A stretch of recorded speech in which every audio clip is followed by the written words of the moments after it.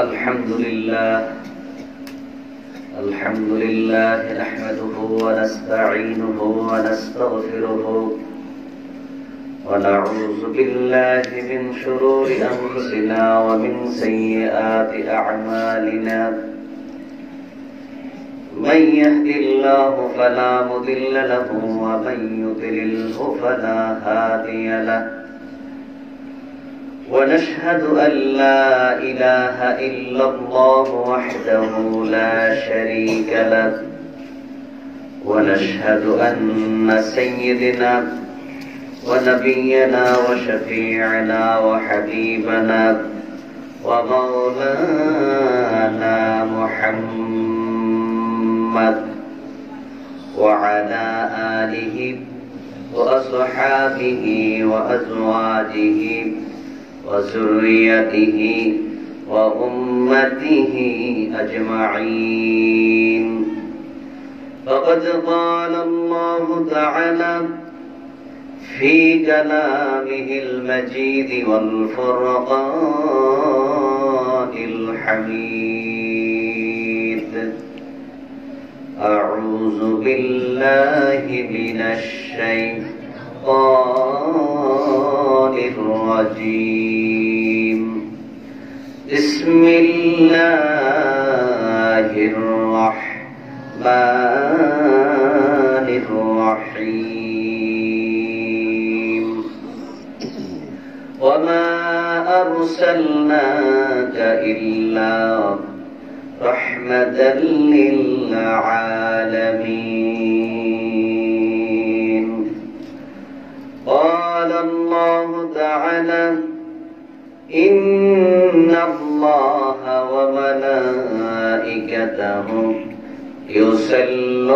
يصلون على النبي يا أيها الذين آمنوا صلوا عليه وسلموا تسليما يا اللهم سيدنا مولانا وعلى آل سيدنا مولانا اللهم صل على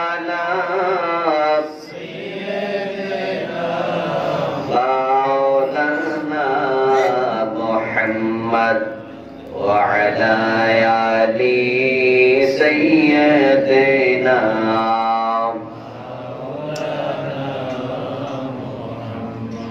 এমন দেশে যাবি এমন যে দেশের নাই ঠিকানা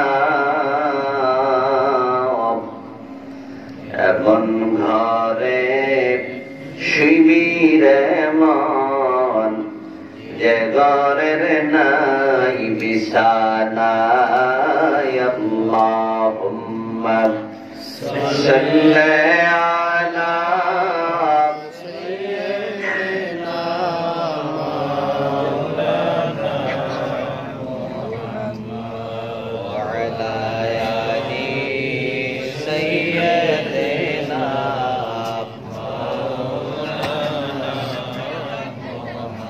لا إله إلا الله لا إله إلا الله لا إله إلا الله لا إله إلا الله لا إله إلا الله لا إله إلا الله لا إله إلا الله لا إله إلا الله لا إله إلا الله لا إله إلا الله لا إله إلا الله لا إله إلا الله لا إله إلا الله لا ইলাহা ইল্লাল্লাহ লা ইলাহা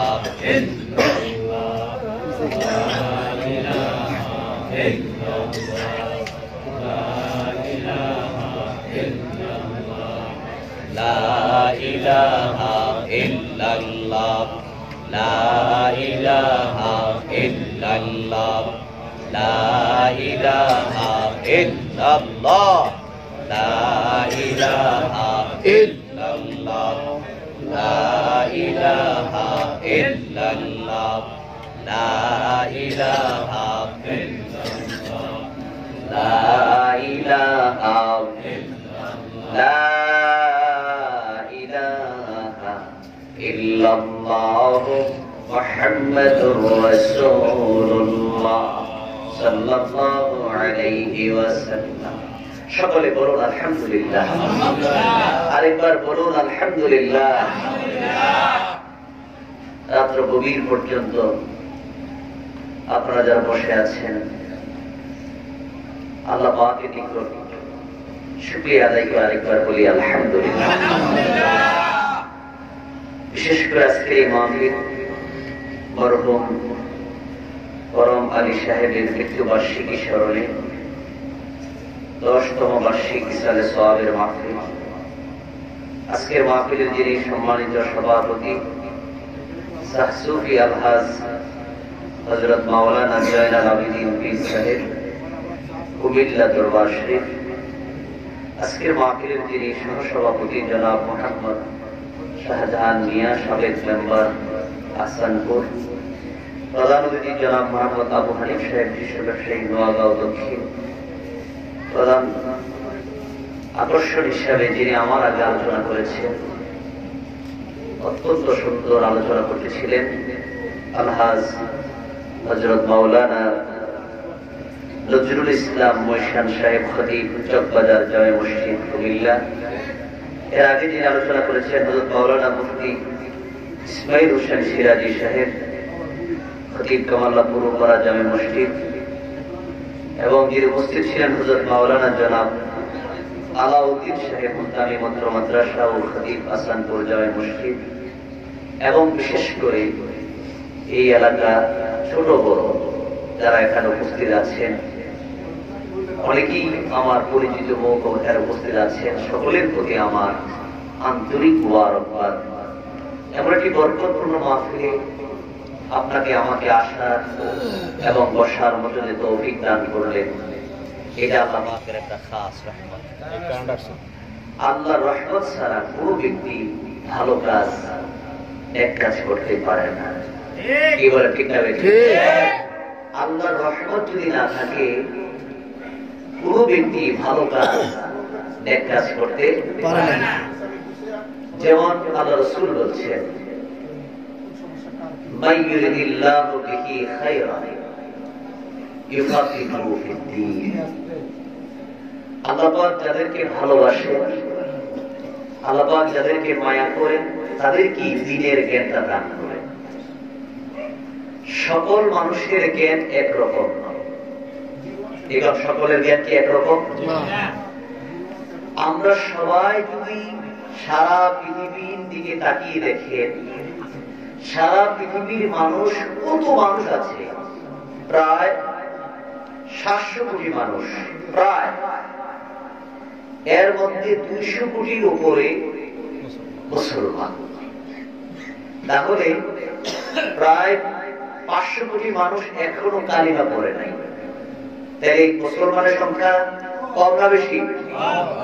সারা পৃথিবীর তুলনায় মুসলমানের সংখ্যা কম। এখন সারা পৃথিবীর দিকে তাকিয়ে দেখেন তো, যেই মানুষগুলোর জ্ঞান আমাদের চাইতে অনেক বেশি, দুনিয়াবি জ্ঞান আমাদের চাইতে কি অনেক বেশি, তারা অনেক জানে, অনেক বুঝে, তারা আকাশ ভ্রমণ করে। শুধু আকাশ নয়, তারা চাঁদ, সূর্য, গ্রহ, নক্ষত্র এগুলো নিয়ে তারা রিসার্চ করে। তারা আমাদের চাইতে অনেক জানে। কিন্তু এত কিছু জানার পরেও এই মানুষগুলোর ভিতর থেকে অনেক মানুষ এখনো কালিমা পড়ে মুসলমান হতে পারেন না। কেউ পারছেন নাকি? পারেন না। তাহলে এই জ্ঞানের দ্বারা এই মানুষগুলা দাবি হতে পারেন না। কি জ্ঞানের দ্বারা কি মানুষ দাবি হতে পারে? আল্লাহ যদি হেদায়েত না দেয়, পৃথিবীর কোন মানুষ তাকে হেদায়েত করতে পারবে নাকি? পারবে। আল্লাহ যাদেরকে ভালোবাসেন, আল্লাহ যাদেরকে মায়া করেন, তাদের কি দ্বীনের জ্ঞানটা আল্লাহ দান করেন। আর যেটা সুবহানাল্লাহ। সারা পৃথিবীর জমিনে দেখেন, নবীর চাইতে সুন্দর বুঝানোওয়ালা পৃথিবীর জমিনে কি আর কেউ ছিল বা আসবে? সবাই তো আসবে। পিছনে কি কেউ ছিল? বর্তমানে কি কেউ আছে? আল্লাহ রাসূল সাল্লাল্লাহু আলাইহি সাল্লামের ভাষা কত সুন্দর। কাফেররা পর্যন্ত সারাদিন বিরোধিতা করত, গভীর রাত্রে নবীজির কোরআন তেলাওয়াত শোনার জন্য নবীজির হুজরার চতুর্দিকে দাঁড়িয়ে থাকতো। সুবহানাল্লাহ। আর যেটা সুবহানাল্লাহ। নবীজির হুজরার চতুর্দিকে তারা দাঁড়িয়ে থাকতো, নবী কি সুন্দর তেলাওয়াত করে। আর দিনের বেলা আইন করে। কি আইন করে? যে মুহাম্মদ সাল্লাল্লাহু আলাইহি সাল্লামের কোনো কথা তোমরা শুনতে পারবে না। যদি ওনার আওয়াজ শোনো, কানের ভিতরে আঙ্গুল ঢুকিয়ে রাখবে। কি ঢুকিয়ে রাখবে? কেননা তারা জানে নবীজির কথার মধ্যে আকর্ষণ আছে। কি আছে? কোরআনের আকর্ষণ, নবীর আকর্ষণ, নবীর প্রতি মানুষের যে আকর্ষণটা আল্লাহ সৃষ্টি করেছেন। কেননা নবীকে তামাম জগতের জন্য আল্লাহ পাক রাহমাতুল লিল আলামিন করে জমিয়ে প্রেরণ করেছেন। সুবহানাল্লাহ। যার কারণে নবীর প্রতি মানুষের আকর্ষণ কম না বেশি? বেশি।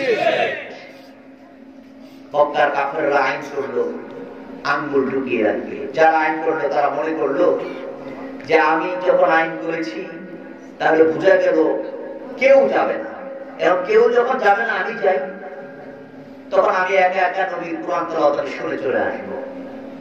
এখন সে গেল, আবার যে যাবে আরেকজন, সে মনে করতেছে আজকে মাত্র আইন করা হলো, তাহলে বোঝা গেল কেউ যাবে না, আমি গোপনে গিয়ে কোরআন তেলাওয়াত শুনে আসি। এমন করতে করতে সকল কাফেররা গিয়ে ঘরের চতুর্দিকে দাঁড়িয়ে গেছে। সুবহানাল্লাহ। একজন আরেকজনকে দেখে কি বলতেছে, এই আইনটা করা হলো, তুমি আসলা কেন? তুমি আসলা কেন? সকলে মিলে একই কথা, নবীর কথার মধ্যে এত মজা, আল্লাহ রাসূলের ভাষার মধ্যে এত সুন্দর, পৃথিবীর জমিনে আর কোনো ভাষা নাই, পৃথিবীর জমিনে এত সুন্দর কথা আর কেউ বলতেও পারে না। কিন্তু এত সুন্দর কথাগুলা বলার পরও সকল মানুষ কি কালিমা পড়তে পারছে? সকলে মনে পারছে? সকল মানুষ পারে না। এর মধ্যে কিছু মানুষ কালিমা পড়লো, কিছু মানুষ বিরোধিতা করলো, আবার কিছু মানুষ নবীর জবানকে বন্ধ করার জন্য শত্রুতা শুরু করলো। কেউ করছে কিনা? সবাই করছে কিনা? আল্লাহ নবীকে যারা নবীর সঙ্গে পৃথিবীর জমিনে জ্ঞানী হলেই হয় না, একটা হলো উত্তম জ্ঞান, যে জ্ঞানের দ্বারা দুনিয়াতেও উপকৃত হয়, আখিরাতেও উপকৃত হয়।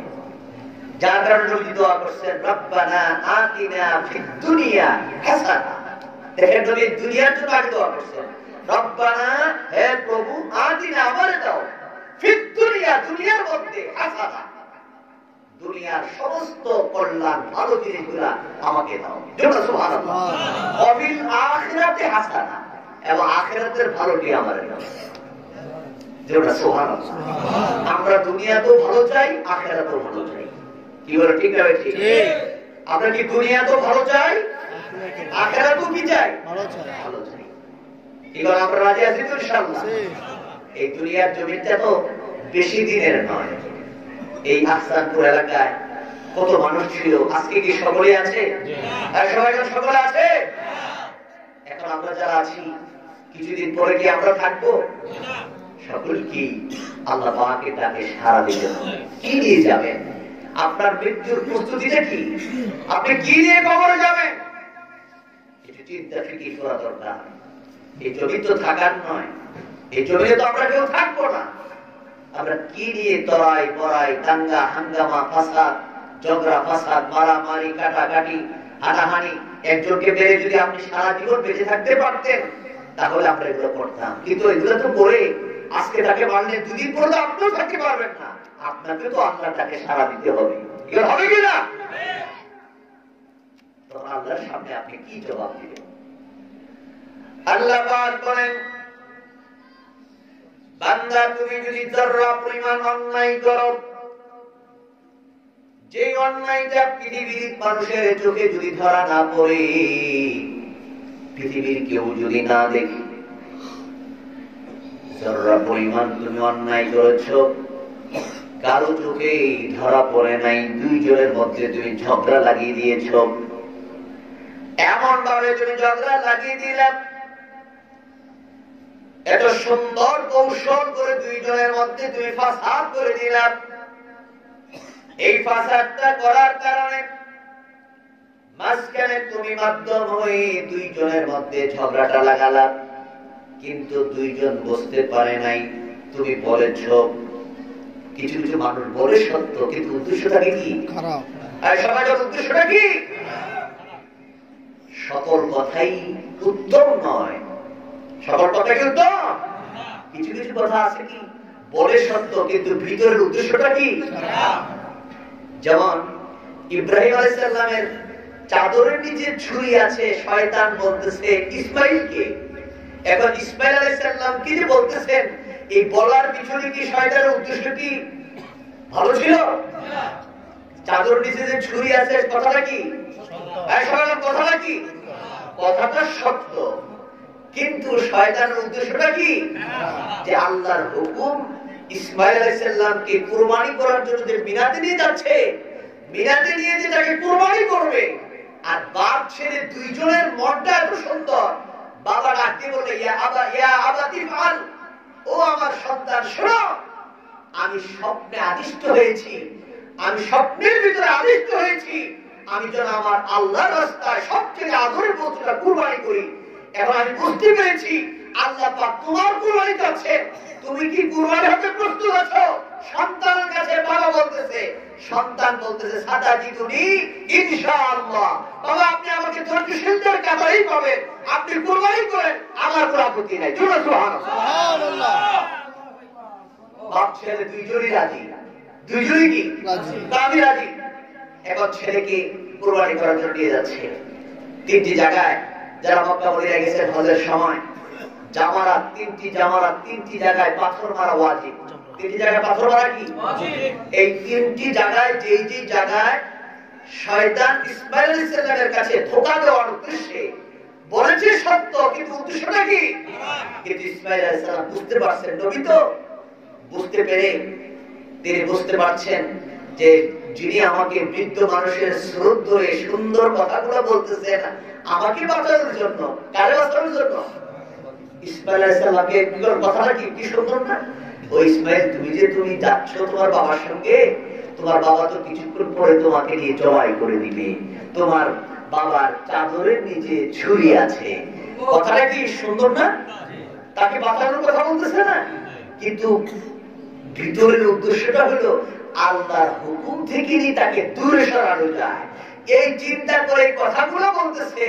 ইসমাইল আলাইহিস সালাম তো বুঝতে পারছেন, বুঝতে পেরে তিনি বুজদেলাবার মাঠ থেকে কঙ্কর নিয়ে যখন তাকে পাথর মারলেন, এই পাথর মারাটা আল্লাহর কাছে এত পছন্দ হয়ে গেছে, সকল হাজিদের জন্য ওয়াজিব করে দেওয়া হয়েছে। আল্লাহ পাক বলেন, আমার ইসমাইলের দিলটা এত, তার কাজটা এত পছন্দ হয়েছে, আল্লাহ পাক ইসমাইলের কুরবানি কি, ইসমাইলকে কি ইব্রাহিম আলাইহিস সালাম কুরবানি করতে পারছেন? সবাই পারছেন নাকি? পারেন নাই। কিন্তু আল্লাহ তো বলছেন ইসমাঈলু যবিহুল্লাহ, আল্লাহর রাস্তায় কুরবানিকৃত নবী। সুবহানাল্লাহ। আর যারা সুবহানাল্লাহ। আর ইব্রাহিম আলাইহিস সালাম বলেন কি ইব্রাহিমু খলিলুল্লাহ, ইব্রাহিমু খলিলুল্লাহ। ইসমাঈল আলাইহিস সালাম কি বললেন? ইসমাঈলু যবিহুল্লাহ। ইব্রাহিম আলাইহিস সালামের বন্ধু বলে ডাক দিয়েছেন, আর ইসমাঈল আলাইহিস সালামকে আল্লাহর রাস্তায় কুরবানি হওয়ার নবী বলে ডাক দিয়েছেন। সুবহানাল্লাহ। বাপ ছেলে দুইজনে আল্লাহর বন্ধু হয়ে গেছে। কেউ দাবি হয়েছে কিনা? এই দাবি হওয়ার পিছনে আল্লাহ পাক বলেন, আমি আল্লাহ তোমার বংশের দিকে, গোত্রের দিকে, তোমার চেহারাটা কেমন, তোমার চেহারা কেমন, সুন্দর না কালো, আমি এই দিকগুলোর দিকে তাকাই না। আমি আল্লাহ হইলাম অন্তর্যামী, তোমার অন্তরের দিকে তাকাই। পৃথিবীর জমিনে এমন কিছু মানুষ আছে, লেবাস সুন্দর, ভিতর খারাপ। ভিতর কি খারাপ, ভিতর নষ্ট। এই ভিতর নষ্ট হলে এই লেবাসে, পোশাকে কোন লাভ হবে না। এই পৃথিবীর জমিন আল্লাহ পাক বলেন, আমি আল্লাহ হলাম আলিমুম বিযাতিস সুদূর, তোমার অন্তরের ভিতরে কোন কথা উঠে পড়ে এই সকল খবর আমি আল্লাহ জানি। সুবহানাল্লাহ। কে জানে? কে জানে? আল্লাহ। আর সর্বজন কে জানে? আল্লাহ জানেনি? জানে।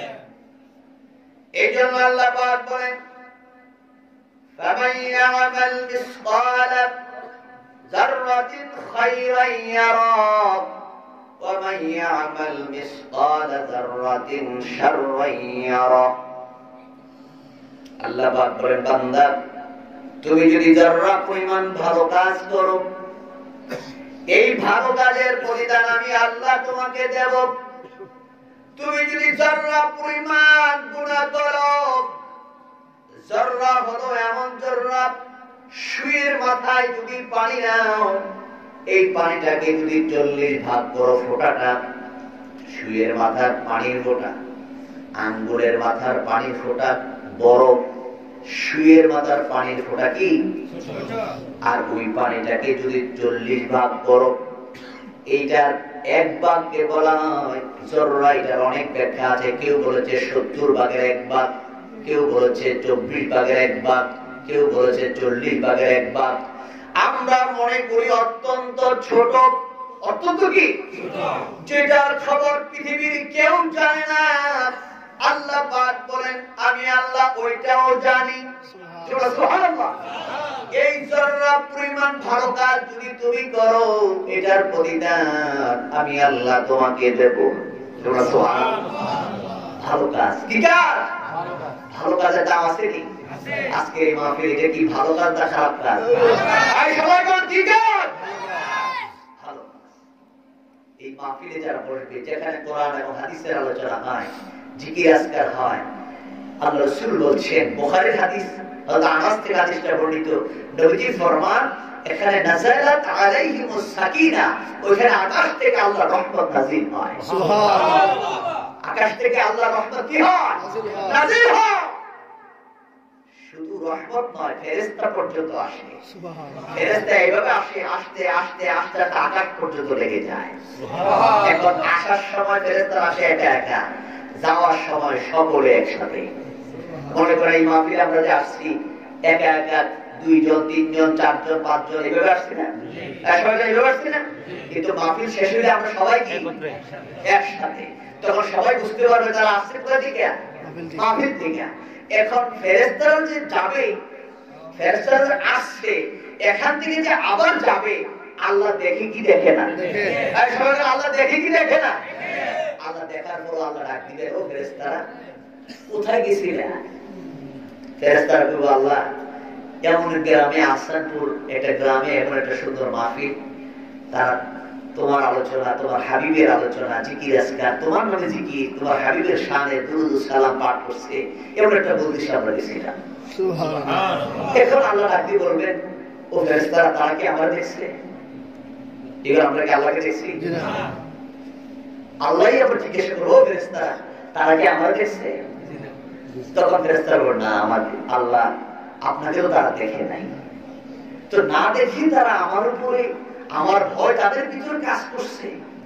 আল্লাহ কোরআনে বলেছেন, ইয়া আইয়ুহাল্লাযীনা আমানুত্তাকুল্লাহ, হে ইমানদাররা ভয় করো আল্লাহকে। কাকে ভয় করো?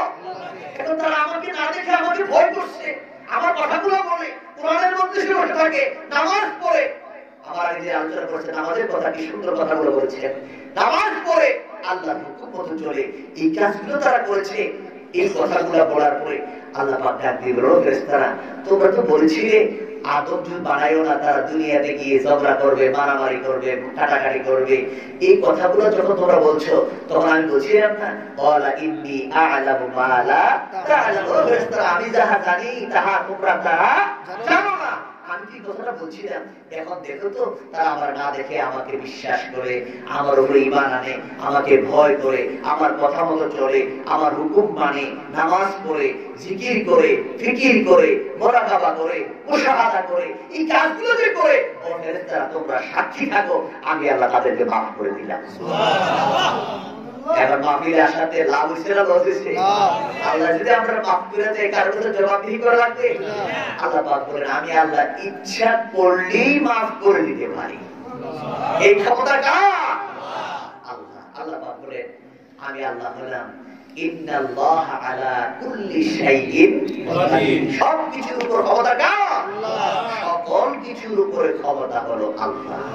আল্লাহ পাক ইচ্ছা করলেই মুহূর্তের ভিতরে আপনার আমার জীবনের সব গুনাহ ক্ষমা করে দিতে পারেন। ইব্রাহিম আলাইহিস সালামের উপর কত বড় পরীক্ষা গিয়েছে। ইব্রাহিম আলাইহিস সালামকে আল্লাহ পাক বললেন ইব্রাহিম খলিলুল্লাহ, বন্ধু করে ডাক দিলেন। এখন ইব্রাহিম আলাইহিস সালাম পরীক্ষা একটার পর একটা, একটার পর একটা পরীক্ষায় শুধু কামিয়াব হচ্ছেন। তোমরা সুবহানাল্লাহ। ইব্রাহিম আলাইহিস সালাম যখন জন্মগ্রহণ করে নমরুদ সন্তান হবে, সন্তান মারে, হত্যা করে, কিন্তু ইব্রাহিম আলাইহিস সালামের মা ইব্রাহিম আলাইহিস সালামকে গুহার ভিতরে, গর্তের ভিতরে তাকে জন্ম দিলেন। জন্ম দেওয়ার পরে মার ভিতরে কলিজা শুকিয়ে যাচ্ছে, আমার সন্তানটাকে আমি কিভাবে লালন পালন করবো। মা গোপনে তাকে আড়াল করে আবার বাসায় চলে আসে। 7 দিন পর পর সন্তানের কাছে যায়, গিয়ে দেখে সন্তান আল্লাহ কি মেহেরবানি, এই বাচ্চাটা 2টা আঙ্গুল মুখের ভিতরে, শাহাদাত আঙ্গুল বা বৃদ্ধ আঙ্গুল, 2 আঙ্গুল মুখের ভিতরে ঢুকিয়ে রেখেছে। আর 2টা আঙ্গুল মুখে দেওয়া মাত্র ইব্রাহিম আলাইহিস সালামের মা আঙ্গুলগুলা টান মারলেন। টান মারার পরে তাকায় দেখে বৃদ্ধ আঙ্গুল এবং শাহাদাত আঙ্গুল দিয়ে দুধ আর মধু বের হচ্ছে। সুবহানাল্লাহ। বাচ্চাটা কান্নাও করে না, চিৎকারও করে না। গুহার ভিতরে 7 দিন ছিল, প্রস্রাব পায়খানার কোনো খবর নাই। মা গেল, প্রস্রাব পায়খানা করলো। সুবহানাল্লাহ। আর যেটা সুবহানাল্লাহ। সেখান থেকে ইব্রাহিম আলাইহিস সালামকে বড় করতে করতে, নমরুদের সঙ্গে লড়াই করতে করতে করতে করতে আগুনের পর পর্যন্ত ইব্রাহিম আলাইহিস সালামকে নিক্ষেপ করা হলো। কোথায়? আগুনের ভিতরে। ইব্রাহিম আলাইহিস সালামের দিলটা এত বড় ছিল, ইব্রাহিম আলাইহিস সালাম তাওয়াক্কালতু আলাল্লাহ, আল্লাহর উপরে তাওয়াক্কুল করে বললেন। জিবরাইল আলাইহিস সালামকে ডাক দিয়ে এসে বললেন, ও ইব্রাহিম, এই মাত্র তোমাকে নমরুদ আগুনের মধ্যে নিক্ষেপ করবে, তুমি যদি আমার সাহায্য চাও আমি তোমাকে সাহায্য করব। ইব্রাহিম আলাইহিস সালাম বললেন, আমি যে আল্লাহকে ডাকি, আমি আজই আল্লাহকে ডাকি, এই আল্লাহ তো তোমারে পাওয়ার দিছে। আল্লাহ যদি আমার সরাসরি সাহায্য করে, তাহলে তোমার সাহায্যের চাইতে আল্লাহর সাহায্যটা আরো বড় হবে। সুবহানাল্লাহ। নবী তো, নবী আর কার মাধ্যম লাগবে? উম্মতের মাধ্যম লাগবে, নবীর মাধ্যম। কিন্তু নবী আর কার মাধ্যম? নবী তো সরাসরি আল্লাহর সঙ্গে। নবী কার সঙ্গে? আল্লাহ। আবার মাঝে মাঝে নবীদেরকেও মাঝে মাঝে আমার নবীর উসিলা দিয়ে আল্লাহর কাছে চাওয়া লাগছে, লাগছেনি? আদম আলাইহিস সালাম আল্লাহর কাছে মাগফিরাত কামনা করছে আমাদের নবীর উসিলা দিয়া। 350 ওয়াজ কাঁদছে, রব্বানা যালামনা আনফুসানা ওয়া ইল্লাম তাগফির লানা ওয়া তারহামনা লানাকুনান্না মিনাল খাসিরিন। আল্লাহকে ডাক দেখ, আল্লাহ আমি আমার নিজের উপরে জুলুম করছি, আমি আমার জীবনটাকে ধ্বংস করে দিয়েছি। তুমি আমার জান্নাতের ভিতরে দিয়েছিলা, জান্নাতের নিয়ামত পাওয়ার পরও আমি কেন ওই গাছের কাছে গেলাম, কেন ওই গাছের ফল খাইলাম? আল্লাহ রাজি বললেন, লা তাকরাবা হাযিস শাজারা, আদম রে জান্নাতটা তোমার জন্য হালাল করে দিলাম, কিন্তু লা তাকরাবা হাযিস শাজারা, ওই গাছের কাছে যাবা না, ওই গাছের নিকটবর্তী তুমি হবা না।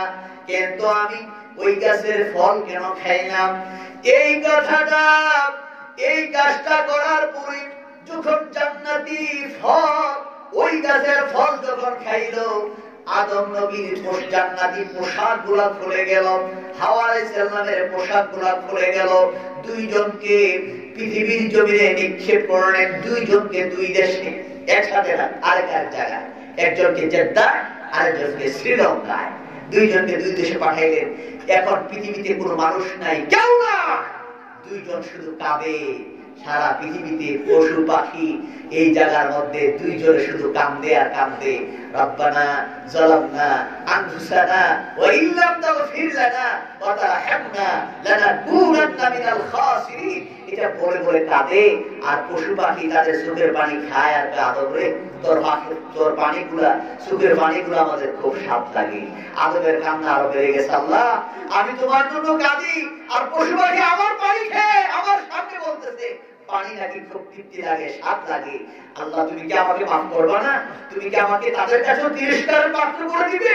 এইভাবে 3.5 বছর কাঁদার পরে কাঁদতে কাঁদতে যখন আরাফার ময়দানে, মক্কাতুল মুকাররমায় আরাফার ময়দান, যেই ময়দানটার নামই হলো আরাফা, আরবিতে মাদ্দা মূল শব্দ হলো আইন রাফা, আরফুর এর শব্দের অর্থ হলো পরিচয়। এর অর্থ কি? পরিচয়।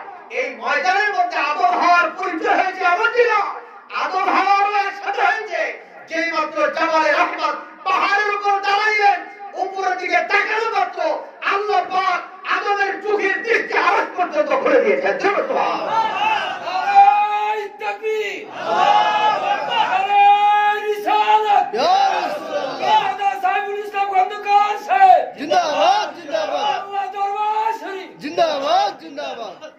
আদম আলাইহিস সালাম উপরের দিকে তাকাই এই স্মরণ হয়ে গেছে জান্নাতের কথা।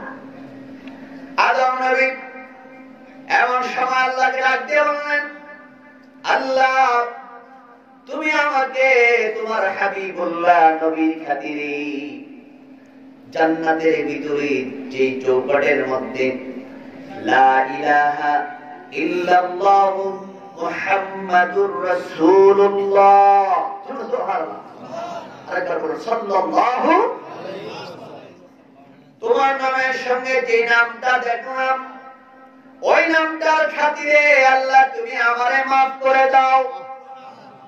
এমন সময় আল্লাহ ডাক দিয়ে বললেন, আদম রে তুমি এই নামের খবর কিভাবে জানলা?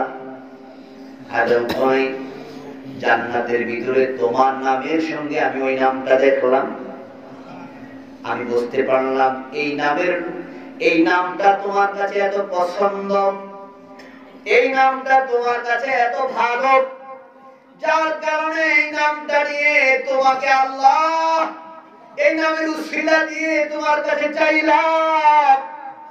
আল্লাহ ডাক দিয়ে বললেন, আদম রে যাও যাও, তুমি ছিলে আব্দুল্লাহ আমার বান্দা, যেই মাত্র ওই নবীর নাম নিয়ে তুমি আমার কাছে ক্ষমা চেয়েছো, ক্ষমা যাওয়ার কারণে আমি তোমাকে মাফ করে শুধু আব্দুল্লাহর খাতায় রাখলাম না, তোমাকে আমি নবিউল্লাহ আমার নবী বানাই দিলাম। সুবহানাল্লাহ, সুবহানাল্লাহ, সুবহানাল্লাহ। আদমকে নবী বানাই দিয়েছে।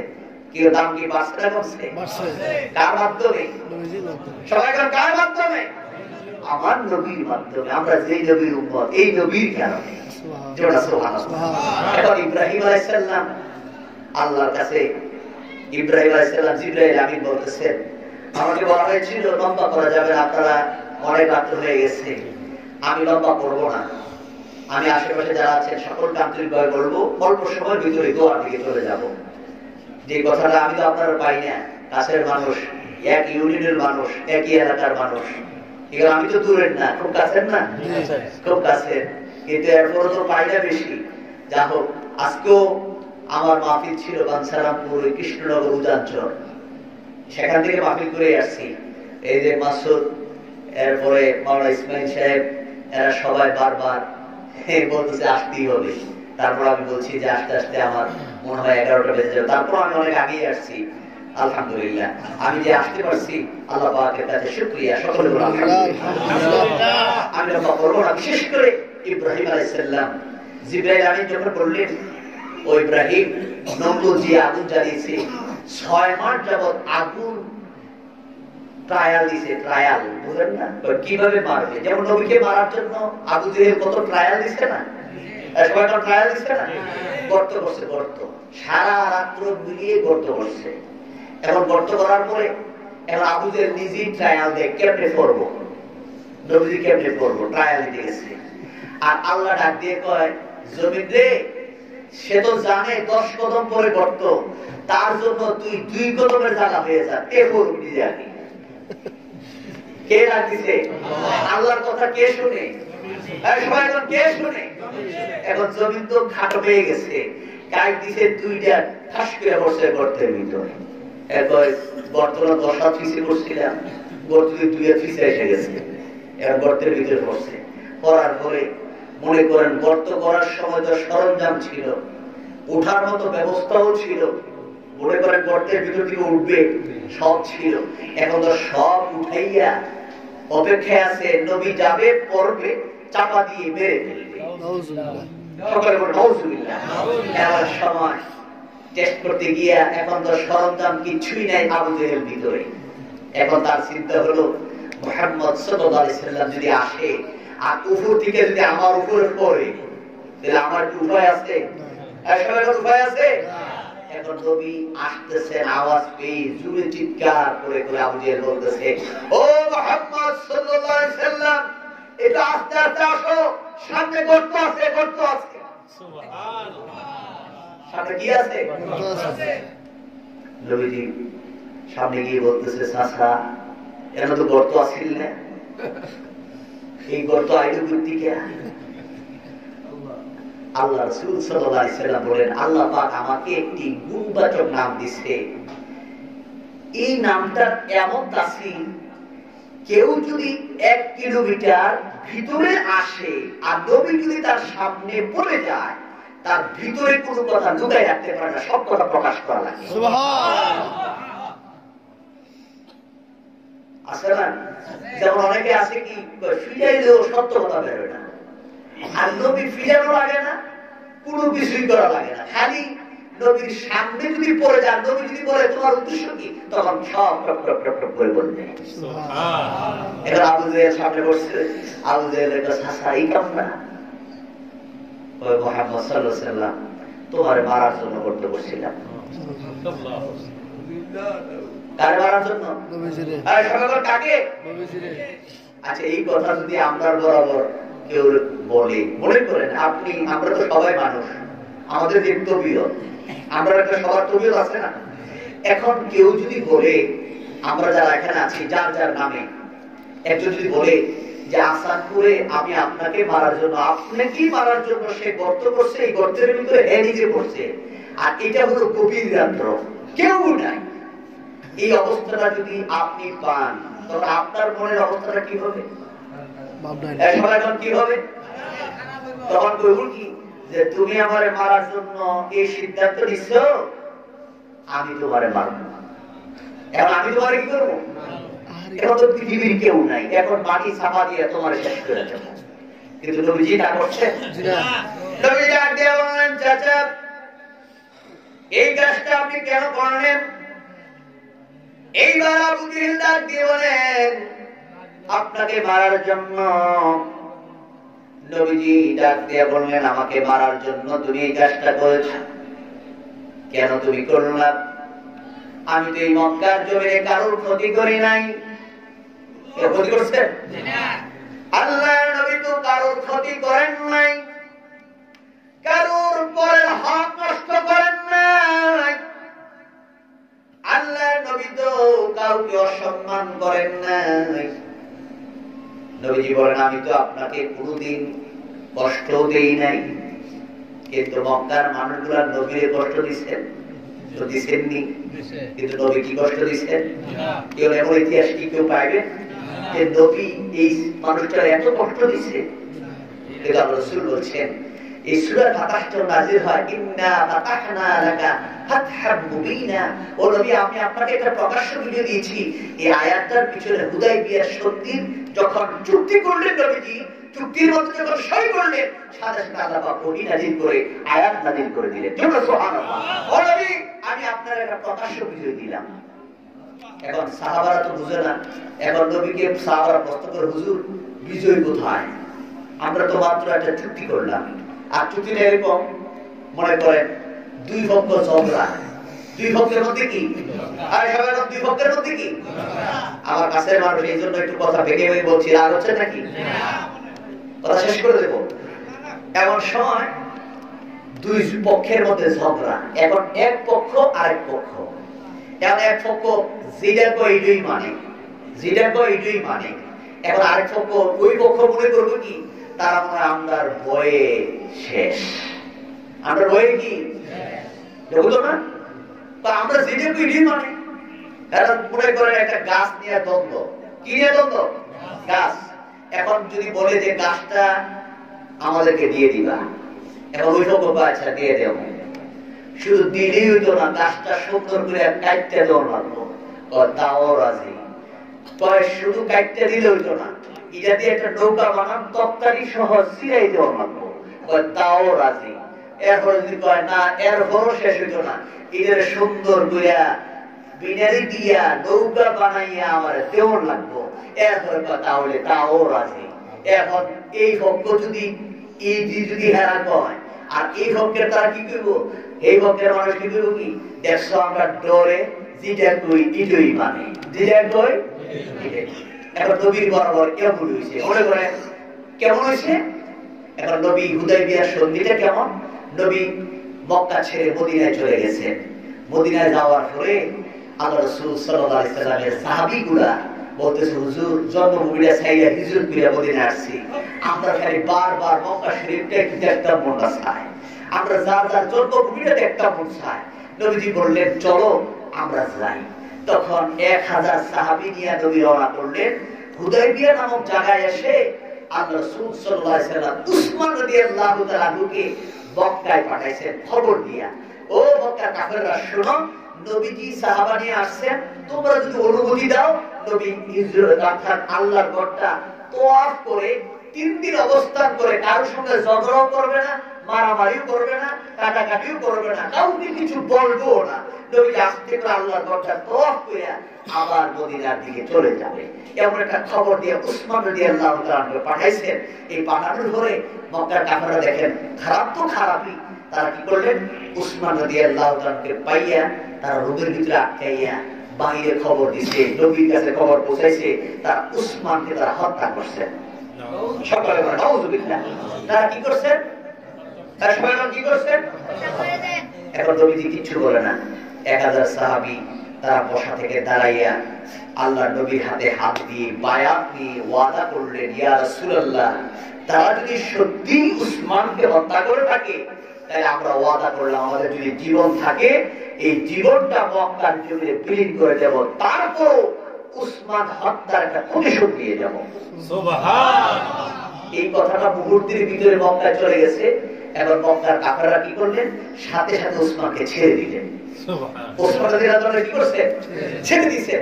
উসমান রাদিয়াল্লাহু তাআলা ছেড়ে দিয়ে উসমান রাদিয়াল্লাহু তাআলা বলতেছেন, নবীকে গিয়ে বলো তিনি যদি আসতে চায় আসুক, আমাদের কোনো আপত্তি নেই। এখন উসমান রাদিয়াল্লাহু তাআলাকে যখন ছেড়ে দিলেন, সাহাবীগুলা যখন ওয়াদা করতেছেন, এমন সব উসমানকে দেখে তারা খুশি হয়ে গেলেন। খুশি হওয়ার পরে তারা যখন এই খবরটা উসমান রাদিয়াল্লাহু তাআলা যখন বললেন, তখন নবীজি বললেন আমি এমনি যাব না, তাদের সঙ্গে একটু চুক্তি হোক। তাদের সঙ্গে কি হোক? দুই পক্ষ একটা চুক্তি হোক। কেন চুক্তি ছাড়া গেলে একটু বলে যদি আবার আরেকটা ঘটায় গেলে দুই পক্ষের একটা চুক্তি হোক। এখন চুক্তির মধ্যে দুই পক্ষ বসলেন। বসার পরে নবীজি বললেন, তোমরাই বলো কি করলে রাজি। নবীর পক্ষ থেকে কোনো চুক্তি নাই। কাফেরদেরকে নবীজি উদ্ধত করলেন, তোমরা বলো। এখন কাফেরদের মধ্যে থেকে বলতেছে, হুজুর আপনার চেহারা যে সুন্দর। তোমরা সুবহানাল্লাহ। নবীজির চেহারা কি সুন্দর কিনা? বাজারের জন্য কিতাবের মধ্যে আছে, মা আয়েশা সিদ্দিকা রাদিয়াল্লাহু তাআলা আনহা বলেন, ইউসুফ আলাইহিস সালামের সৌন্দর্য দেখে তারা হাত কেটে দিয়েছিল, তারা যদি আমার নবীকে দেখতো কলিজা কাটার পর তারা টের পেত না। সুবহানাল্লাহ। এখন তারা বলতেছে আপনার চেহারা যে সুন্দর, আপনি যে মানুষগুলো তৈরি করছেন, জাহেলিয়াতের যুগে যে বর্বরতার যুগ, মানুষ যেভাবে পিতা ছেলেকে বিশ্বাস করে না, ছেলে পিতাকে বিশ্বাস করে না, এই যুগের মধ্যে আপনি কি মানুষ তৈরি করলেন? নবীজি বললেন, তুমি নিজের জন্য যাহা পছন্দ করো তোমার আরেকটা ভাইয়ের জন্য সেটাই পছন্দ করো। তুমি খাইতে পারো না এই খাবারটা তুমি আরেকজনকে দিও না, তুমি যেটা খাইতে পারো ওইটাই আরেকজনকে দাও। সুবহানাল্লাহ। এখন কি আদর্শ শিক্ষা দিলেন? এখন কাফেররা বলতেছে, হুজুর আপনার সঙ্গে যারা আছে তাদেরকে দেখলেই কি ভালো লাগে, কি সুন্দর তারা, আপনার চেহারাও সুন্দর। এই মানুষগুলা যদি মক্কায় ঢুকে, এখন মক্কার সকল মানুষগুলা যদি দেখে, এই দৃশ্য দেখে যদি আমাদের দলের কিছু লোক যদি আপনার দলে ঢুকে যায়, কি বলতেছে, যে আমরা কিছু লোক যদি না বুঝতে যদি আপনার দল জায়গা, তখন আপনি কি করবেন? আমরা যদি কই সে বুঝে নাই, ছেড়ে দাও ছেড়ে দাও, তাইলে আপনি আমাদেরকে দিয়ে দিবেন, এই কথা যদি মানেন তাহলে আমরা রাজি। নবীজি কয় আমরা রাজি। সুবহানাল্লাহ। নবীজি কি বলতেছে? এমন সময় বলতেছে, হুজুর এখন আপনি যারা ঢুকবেন, এর ভিতরে অনেক মানুষই তো মক্কা ছেড়ে মদিনায় গেছে, এখন তার বাপ চাচা 14 গোষ্ঠী তো এখানে আছে। এখন মক্কাতে ঢুকার পরে তারা দেখার পরে যদি তাদের প্রতি একটু মায়া লাগে, মায়া লেগে যদি আপনার দল ছেড়ে যদি সে যদি আমরা দল আয়া করে, তার কি চিন্তা, এ যদি আমরা দল আইসা করে, এখন আপনি যদি ফেরত চান আমরা তাকে ফেরত দেব না। খালি নিজেরটা হই, এখন কি কয় আমরা কি দেব না, ফেরত দেব না। নবীজি কয় আমরা রাজি। নবীজি কি কয়? রাজি। এখন এই মন চুক্তি শুরু হয়েছে, এখন যা কয় নবী খালি রাজি। এখন পিছন থেকে ওমর, আবু বকর, হযরত উসমান, হযরত আলী সাহাবী খালি বুঝলে কি বলতেছে, খালি রাজি খালি রাজি, এরা খালি মনের ভিতরে কষ্ট। এমন সময় লেখা হোক, যে কইছি আমরা লিখি, লেখার পরে আপনি যে রাজি সই করে, নবীজি সই করলেন। সুবহানাল্লাহ। সই করার পরে কাফেররা জিতছে, কাফেররা কি আমরা জিতছি, আমরা কি করছি? চুক্তিতে আমরা সবার চাইতে বেশি যা হয়েছে সব আপনার পক্ষে, সবকে আমরা পক্ষে, আর মুসলমানের বিপক্ষে। এরপরে সই করলেন। সই করা মাত্র আল্লাহ পাক কোরআন আয়াত নাযিল করেন, ও নবী ইন্না ফাতাহনা লাকা ফাতহাম মুবিনা, ও নবী আমি আপনার একটা প্রকাশ্য বিজয় দিলাম। সুবহানাল্লাহ। বিজয়টা কি? এখন বিজয়টা যে কইছে ওহী নাযিল হইছে নবী কিছুদিন পরে যখন মক্কায় গেল, মক্কায় যাওয়ার পরে তারা তো মনে করছে একজন আর দুইজন, নবী খালি মক্কায় ঢুকছে 10,000 লোক কালিমা পড়ে মুসলমান। কয় হাজার? 10,000। কয় হাজার? 10,000। নবী গেছে 1,000 লইয়া, কালিমা পড়ছে কয় হাজার? 10,000। এখন নেতা থেকে আরম্ভ করিয়া কারাগারের চাবি রক্ষক পর্যন্ত যা আছে সব মুসলমান। সুবহানাল্লাহ। এখন কিছু কিছু লোকরে আল্লাহ যে মোহর মেরে দিছে, কি মেরে দিছে? মোহর। এরার কপালে তো কালিমা নাই, এখন এরা করছে কি? পলায়ন করতেছে, দেশ থাকতেছে। আর নবী কাবার গিয়ে দাঁড়ায় বলতেছে, যারা আমার সঙ্গে শত্রুতা করছো, যারা আমি নামাজের মধ্যে যাইতাম, উটের নাড়ি গুলো আমার মাথার মধ্যে পচা নাড়ি গুলো দিয়ে রাখছো, কারোর বিরুদ্ধে আমার কোন খুব নাই, খুব নাই, আমি সবারে মাফ করে দিছি। আমি সবারে কি করছি? মাফ করে দিয়েছি। এই কথাগুলো বলতেছে, এরপরও তারা ফলায়। হেরা মনে করছে হেরা তো কথার কাজের মধ্যে কি নাই, কথার কাজের মধ্যে কি নাই, মিল নাই। এরা মনে করছে আমরা বুঝাই বুঝাই নিয়ে মনে হয় মাইকটা দিব, এই মনে করিয়া তারা ফলায় করতেছে। এমন সময় একটা বৃদ্ধ মহিলা একটু যায় আবার বসে পড়ে, একটু যায় আর বসে পড়ে। নবীজির কাছে গিয়ে বলতেছে, মা তোমার কি হয়েছে? তুমি কি ঘুমাইছিলা? তুমি শোনো নাই আব্দুল্লাহর ছেলে মুহাম্মদ সাল্লাল্লাহু আলাইহি ওয়াসাল্লাম মক্কা দখল করছে? কার কাছে কয়? বুড়ির কাছে। এই বুড়ি কার কাছে কয়? নবীজির কাছে। কার কাছে? এই বুড়িরে নবীজি প্রশ্ন করে, বুড়ি তুমি এই গাড়ি খালি রাখো আর যাও, রাখো আর যাও, কই যাও? এখন বুড়ি ডাক দিয়ে কই, যুবক তুমি জানো না মক্কার জমিনে আব্দুল্লাহর ছেলে মুহাম্মদ সাল্লাল্লাহু আলাইহি ওয়াসাল্লাম সে না মক্কা দখল করে ফেলছে, সে যদি পায় আমাদেরকে মারবে, কাটবে, হত্যা করবে, তার ভয়ে আমাদের আপনজন গুহায় ঢুকাইছে, আমিও ওই গুহার দিকে রওনা দিছি। সুবহানাল্লাহ। কার কাছে করতেছে? কার কাছে? নবীজির কাছে। এইবার আমার সবাই নবীজি আস্তে করে ডাক দিয়ে বলে, মা তুমি কি আব্দুল্লাহর ছেলে মুহাম্মদকে দেখছো নি? না দেখি নাই, খালি শুনছি। ওই কোথায় যাইবা? ওই গুহার দিকে। নবীজি কয় কাটিটা আমার কাছে দাও। সুবহানাল্লাহ। এখন নবীজি ব্যাগটা হাতে নিছে, বুড়িরে হাতে ধরছে, ধীরে ধীরে ধীরে ধীরে গুহার কাছে নিয়ে যাচ্ছে। এখন গুহার ভিতরে যারা ঢুকাইছে তারা চিৎকার করে বলছে, বুড়ি তুমি কারণে এসো, যার বলে আমরা পড়াইলাম তাহলেই সব। এমন সময় পুরি ডাক দিয়ে বলতেছে, তোমরা যদি তার কথাই বলে থাকো, তিনি যদি মুহাম্মদ রাসূলুল্লাহ হয়, আমি আর তোমাদের দলে নাই, আমিও কালিমা পড়ে মুসলমান হয়ে গেলাম। আল্লাহু তাকবীর, আল্লাহু আকবার, রিসালাত ইয়া রাসূলুল্লাহ, আল্লাহ রাসূল যেখানে আমরা আছি সেখানে, আল্লাহু তাকবীর, আল্লাহু আকবার। আল্লাহ রাসূল সাল্লাল্লাহু আলাইহি ওয়াসাল্লাম কে আল্লাহ পাক এই চুক্তির মাধ্যমে একটা প্রকাশ্য বিজয় দান করছেন। সুবহানাল্লাহ, আর জোরে সুবহানাল্লাহ। এইভাবে ইব্রাহিম আলাইহিস সালামের উপর পরীক্ষা 6 মাস লাগাইয়া টেস্ট করছে আগুন। এই কথাটা বলি শেষ করে দেব। 6 মাস লাগাই আগুনের মধ্যে কি করছে? এত আগুন, 1 মাইল উপর দিয়েও যদি পাখি উড়ে যায়, পাখির ডানা পুড়ে ছাই। আগুনের পাওয়ার কি কম না বেশি? 11 মাইল এরিয়া নিয়ে আগুন ধরাইছে।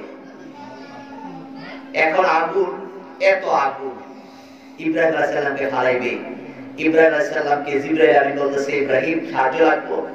আল্লাহ পাক আমাকে 600 নূরের পাখা দিয়েছেন, একটা পাখা দিয়ে চাপ দেব, পুরো আগুন শেষ। হারাইব কই? আগুনই তো শেষ। তুমি আমার পাখার উপরে থাকবা, আমি পাখা দিয়ে তোমাকে আল্লাহর রহমতে তোমাকে বাঁচাই দেব। এমন সময় ইব্রাহিম আলাইহিস সালাম বলতেছেন, আল্লাহ তো আছেন, আমি আল্লাহর কাছেই সাহায্য চাই। আল্লাহ যদি আমার আগুনের ভিতরে মৃত্যু দেয়, আমার কোনো আপত্তি নাই। আল্লাহ যদি আগুন থেকে আমার বাঁচায়, এইটাও আমার আপত্তি নাই, কারণ আমি সর্ব অবস্থায় তাওয়াক্কালতু আলাল্লাহ। সুবহানাল্লাহ। এই কথা বলা মাত্র এই তাওয়াক্কুলটা যখন আল্লাহর বরাবর করলেন, আল্লাহ পাক আগুনকে ডাক দিয়ে বললেন, আগুন রে, কুলনা ইয়া নারু কুনি বারদাও ওয়া সালামান আলা ইব্রাহিম। সুবহানাল্লাহ। আল্লাহ পাক ডাক দিয়ে বললেন, আগুন রে, ও আগুন, আমার ইব্রাহিমের জন্য, আমার ইব্রাহিম আমার উপরে তাওয়াক্কুল করেছে, আমার ইব্রাহিমের জন্য তুমি বারদান মানে ঠান্ডা, সালাম মানে শান্তির ঠান্ডা, কি ঠান্ডা? আরাম, আরামের ঠান্ডা। মনে করেন এখন শীত, শীতের মধ্যে ঠান্ডার কারণে চাদর লাগে, কি লাগে? শীতের কাপড় লাগে। আবার যদি বেশি গরম হয়, পাতলা কাপড় পরা লাগে, পাখা লাগে, ঠান্ডা করা লাগে।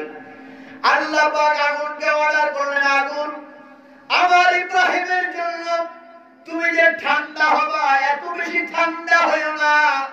বারদান মানে ঠান্ডা, সালাম মানে শান্তিময়, আরামদায়ক, তুমি ঠান্ডা হয়ে যাও। সুবহানাল্লাহ। আরামের ঠান্ডা হয়ে গেল। ইব্রাহিম আলাইহিস সালামকে আগুনের মধ্যে নিক্ষেপ করলেন। দেখা গেল ইব্রাহিম আলাইহিস সালাম আগুনের ভিতরে বসে বসে আল্লাহর জিকির করে। সুবহানাল্লাহ। কার জিকির? আল্লাহ। নমরুদ দূর থেকে গ্যালারি বানাইছে, উসা কইরা দেখবে যে আগুনের ভিতরে ঢালাবো আর ইব্রাহিম কেমনে মরে, ফুরে কেমনে, কিভাবে নাচে, দেখবো। এখন তার লোকজন দলবল নিয়ে বসে রয়েছে। এমন সময় দেখে আগুনের ভিতরে ইব্রাহিম আলাইহিস সালাম দিব্যি বসে বসে আল্লাহর জিকির করতেছে। আল্লাহ পাক জিবরাইল আলাইহিস সালামের দিয়া জান্নাতে আঙ্গুর পাঠাই দিয়েছে, ফল খায়, আঙ্গুর খায়। এই দৃশ্য দেখা নমরুদের মেয়ে ডাক দিয়ে বলতেছে, আব্বা, নমরুদের মেয়ে বাপের কো, আব্বা, আগুনের কি খাওয়ার নাই? সবাই বলে, আগুনের কি আছে? যেন বসে রয়েছে, হ্যাঁ মধ্যে তাপ পেতেছে, তাপ। যেমন সব বলতেছে যে তাপ তো আছে, ও হেদি জ্বলে না। তুমি এত কষ্ট করে আগুনটা জ্বালাই না, তুমি তো জ্বালাইছো, হ্যাঁ তো জ্বালাই নাই, তো হে জ্বালাই নাই, হে ইব্রাহিম আগুনের ভিতরে আছে, কিন্তু আগুন দিয়ে তারে পুরায় না। তাহলে বোঝা গেল ইব্রাহিমও সত্য, ইব্রাহিম যার কথা বলেন, যা যে আল্লাহর কথা বলেন, উনিও সত্য। সুবহানাল্লাহ। এই কথা দ্বারা বোঝা যায় বাপ হলো কাফের, মেয়ের ভিতরে ঈমানের নূর ঢুকতেছে। কারণ ফেরাউন হলো কাফের, এর বিবি আসিয়া হলো জান্নাতের কি সমানে। সুবহানাল্লাহ। এখন ফেরাউন নমরুদ ডাক দিয়ে বলতেছে, এই তুমি কি বলতেছো মা, তুমি কি তোমার কথার মধ্যে বাসাদারি কেমন লাগতেছে? এখন বিয়ে ডাকে বলতেছে বাবা আমি তোমার সাথে নাই। এটা গোয়া মাত্র একটা থাপ্পড় মারছে, থাপ্পড় যখন মারছো তোমার সাক্ষী রেখে আমি কলমা বললাম। কেউ নাই, তুমি আছো, তোমারই সাক্ষী, তোমার সাক্ষী রেখে ইব্রাহিমের নবী মানলাম, আল্লাহর উপরে ঈমান আনলাম। তাফসীরের মধ্যে আছে নমরুদের মেয়েও এমন সময় আগুনের মধ্যে লাফ দিছে, মেয়েরও আগুনে ধরে না। সুবহানাল্লাহ, সুবহানাল্লাহ। এই কথা কার? আল্লাহ আমি পানির নিচে তোমরা থাকতে পারো না, আমি শুধু পানির নিচে না, পানির সাগরের তলে মাছের পেটের ভিতরে আমি ইউনুস নবীর 40 দিন গভীর পানির নিচে সুস্থ রেখে তাকে জীবন্ত আবার নদীর পারে আমি আল্লাহ ফিরাইও দিয়েছি। সুবহানাল্লাহ। এই কথা কার? আল্লাহ। আল্লাহ পাকের। আল্লাহ বলে আমি আল্লাহ যারে ভালোবাসি। ইব্রাহিম আলাইহিস সালামের খলিলুল্লাহ ডাকছেন কে? আল্লাহ। এই সমাগম কে?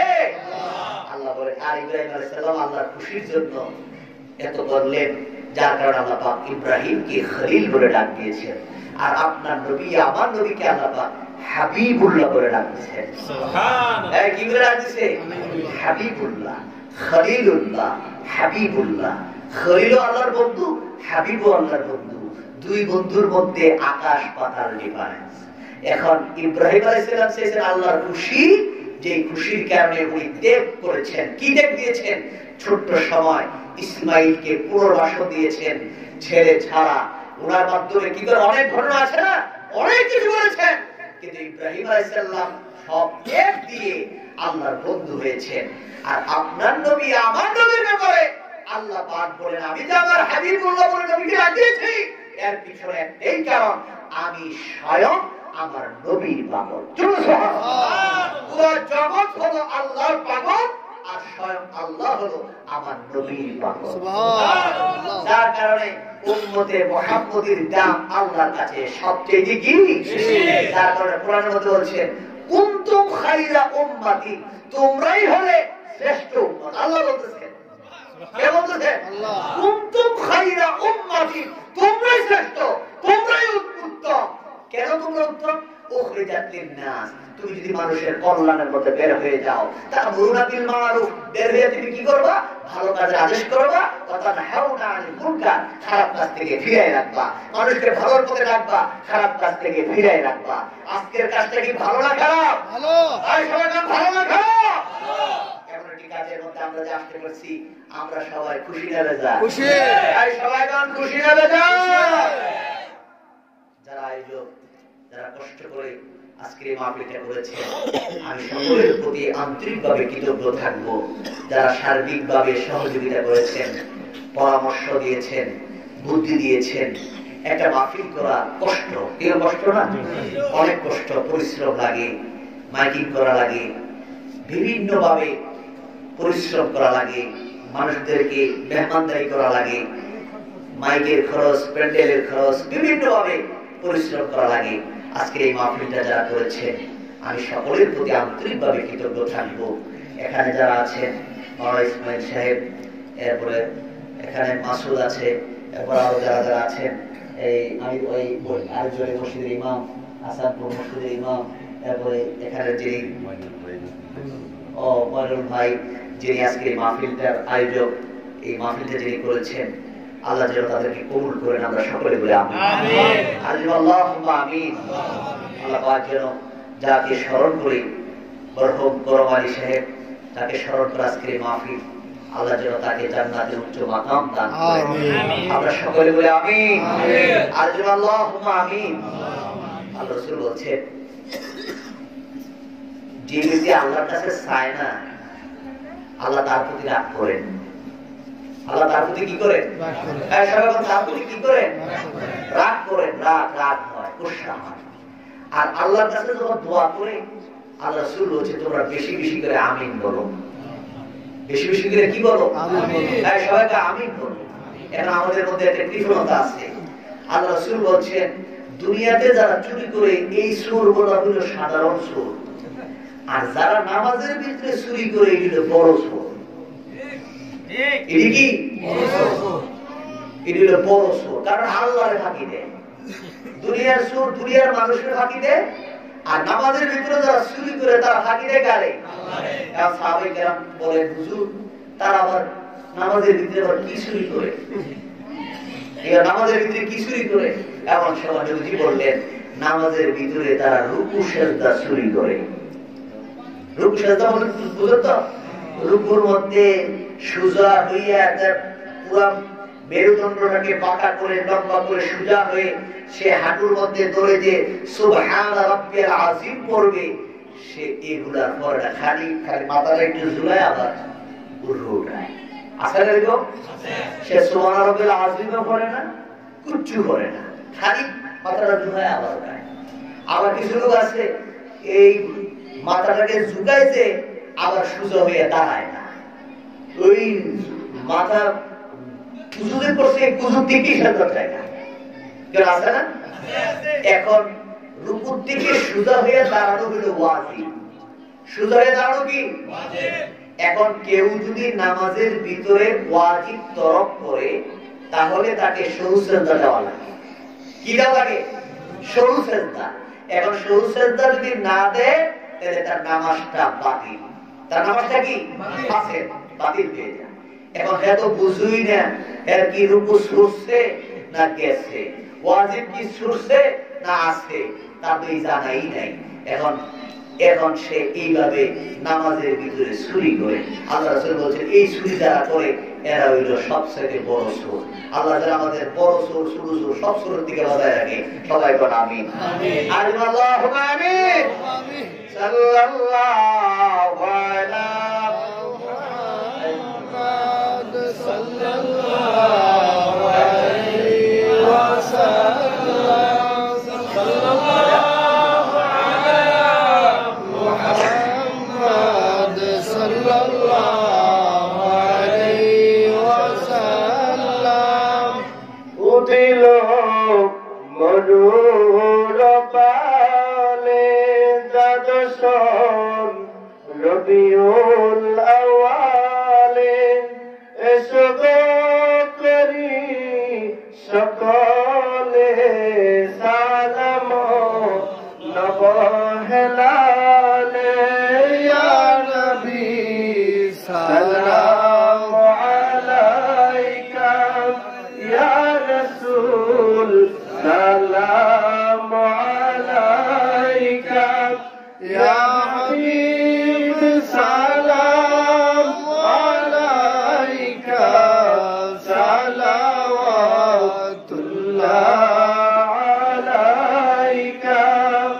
উহুদের ময়দানে নবী দন্দন শহীদ করি ভাসাইলেন ইসলামের তরি, সেই তরি নিবেন পার করি। ইয়া নবী সালাম আলাইকা, ইয়া রাসূল সালাম আলাইকা, ইয়া হাবিব সালাম আলাইকা, সালাওয়াতুল্লাহ আলাইকা। জিবরাইল ডাকে বারে বার, খুলে দাও আকাশের দুয়ার, এসেছে নবীদের সরদার করিতে মওলার দিদার। ইয়া নবী সালাম আলাইকা, ইয়া রাসূল সালাম আলাইকা, ইয়া হাবিব সালাম আলাইকা, সালাওয়াতুল্লাহ আলাইকা। সাইয়্যিদি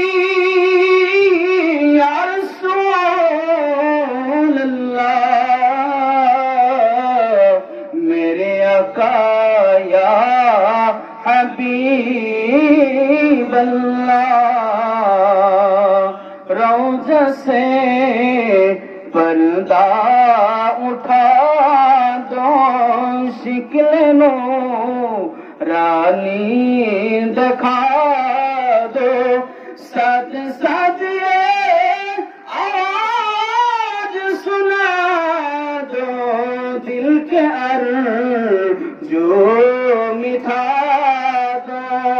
या नबी सलाम अलैका, या रसूल सलाम अलैका, या हबीब सलाम अलैका, सलामुल्लाह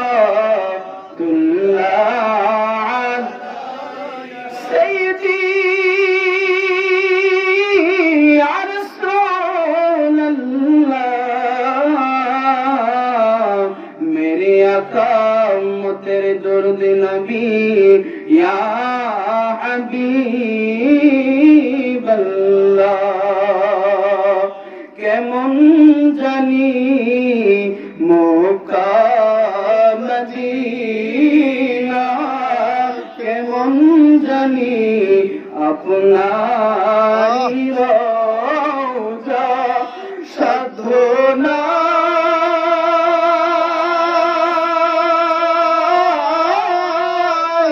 যাইতে পারি না, নিয়ে যান সোনার মদিনা।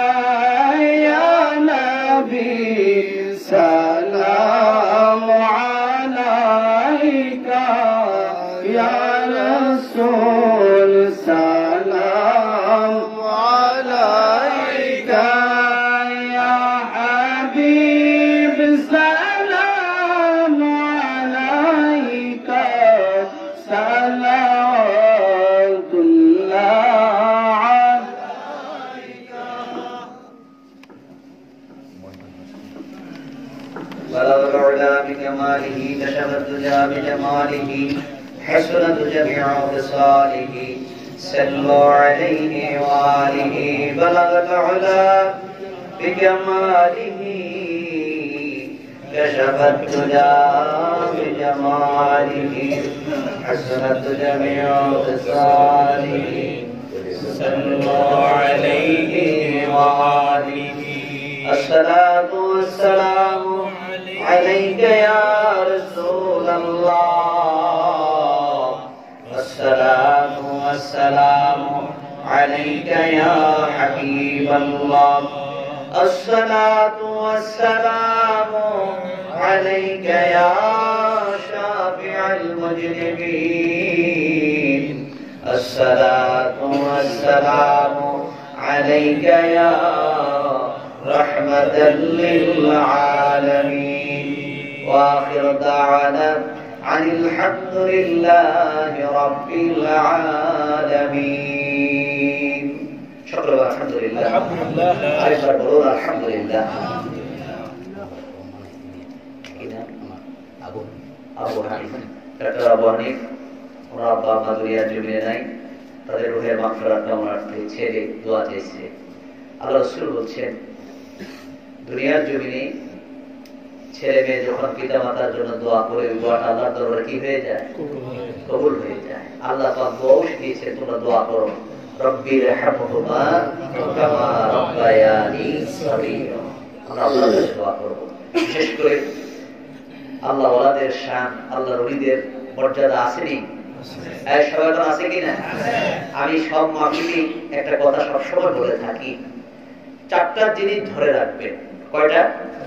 চারটা। দুনিয়া তো শান্তি, আখিরাত তো শান্তি। এর মধ্যে একটা হলো আল্লাহর ভয়। এক নাম্বার কি? সবাই করে এক নাম্বার কি? আল্লাহর ভয়। পৃথিবীর কেউ যদি নাও দেখে, দেখে কে? আল্লাহ। যদি এই ভয়টা আমার ভিতরে, আপনার ভিতরে কাজ করে, তাহলে আমাদের আমলগুলো কি হবে? সুন্দর হবে। এটার উপরে আলোচনা করলে লম্বা সময়, কারণ আল্লাহ পাক কোরআনে বারবার বলছেন, ইয়া আইয়ুহাল্লাযীনা আমানুত্তাকুল্লাহ, হে ঈমানদাররা ভয় করো আল্লাহকে। এখন এগুলো তাফসীর মুফাসসির কিরাম বিভিন্ন ভাবে আলোচনা করেছেন।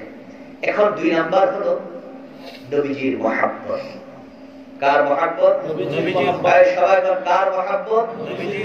দেখি আমার কথা না আল্লাহর কথা।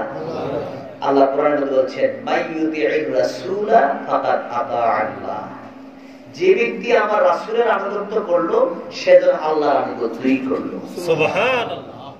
আর নবী ওমা ইয়ানতিকু আনিল হাওয়া ইন হুয়া ইল্লা ওয়াহয়ুন ইউহা, আমার নবী নিজের থেকে কোনো কথা বলে না, যা বলেন আমার ওহীর কথা, আমার কথা আল্লাহর কথাই বলেন। সুবহানাল্লাহ। এই নবী কি নিজের থেকে বানায় কথা বলেন?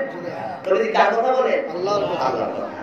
যার কারণে হাদিসও এবং কোরআন দুইটাই ওহী। এখন ওহীর মধ্যে পার্থক্য আছে, একটা হলো ওহীয়ে মাতলু আর একটা হলো ওহীয়ে গায়রে মাতলু। একটা হলো পঠিত আর একটা হলো অপঠিত। পঠিতটা হলো কোরআন আর অপঠিতটা হলো হাদিস। এখন এটার উপরে ব্যাখ্যা বিভিন্ন অনেক ব্যাখ্যা আছে। এখন আল্লাহ রাসূল নিজের থেকে কোনো কথা বলেন না, যা বলেন কার কথা?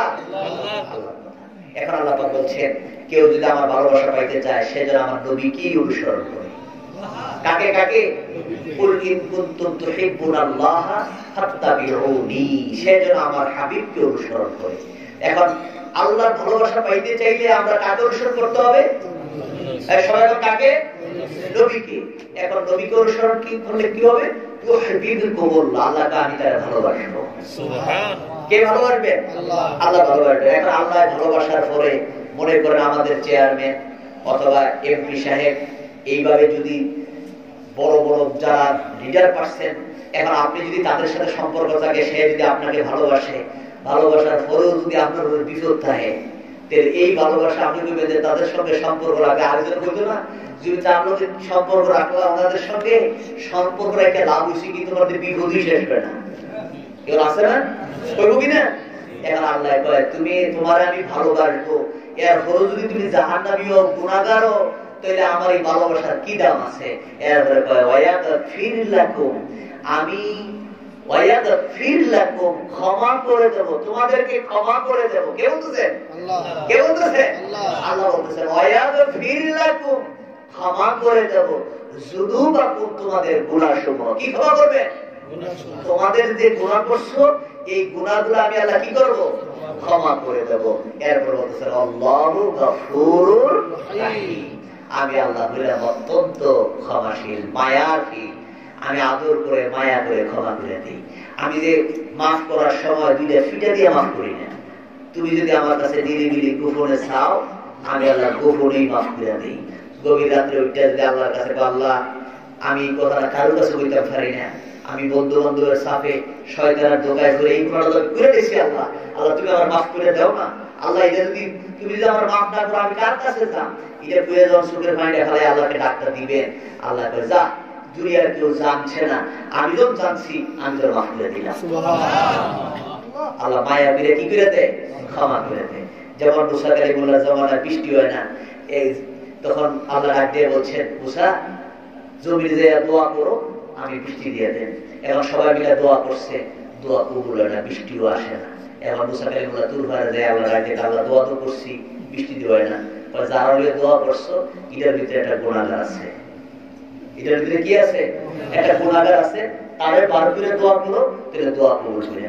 এখন মুসা কালিমুল্লাহ এসে বলছেন এখানে একজন এমন গুনাহগার আছে যেই গুনাহগারের কারণে দোয়া কবুল হয় না, তুমি বের হয়ে যাও। এখন যদি যে যে দোষী এই দোষের কথা যদি এখানে বলে, এখন সবাই কইব কি আমার কথাটা কেড়ে জানি হুজুরের কাছে গিয়ে কইছে, বুঝলো না?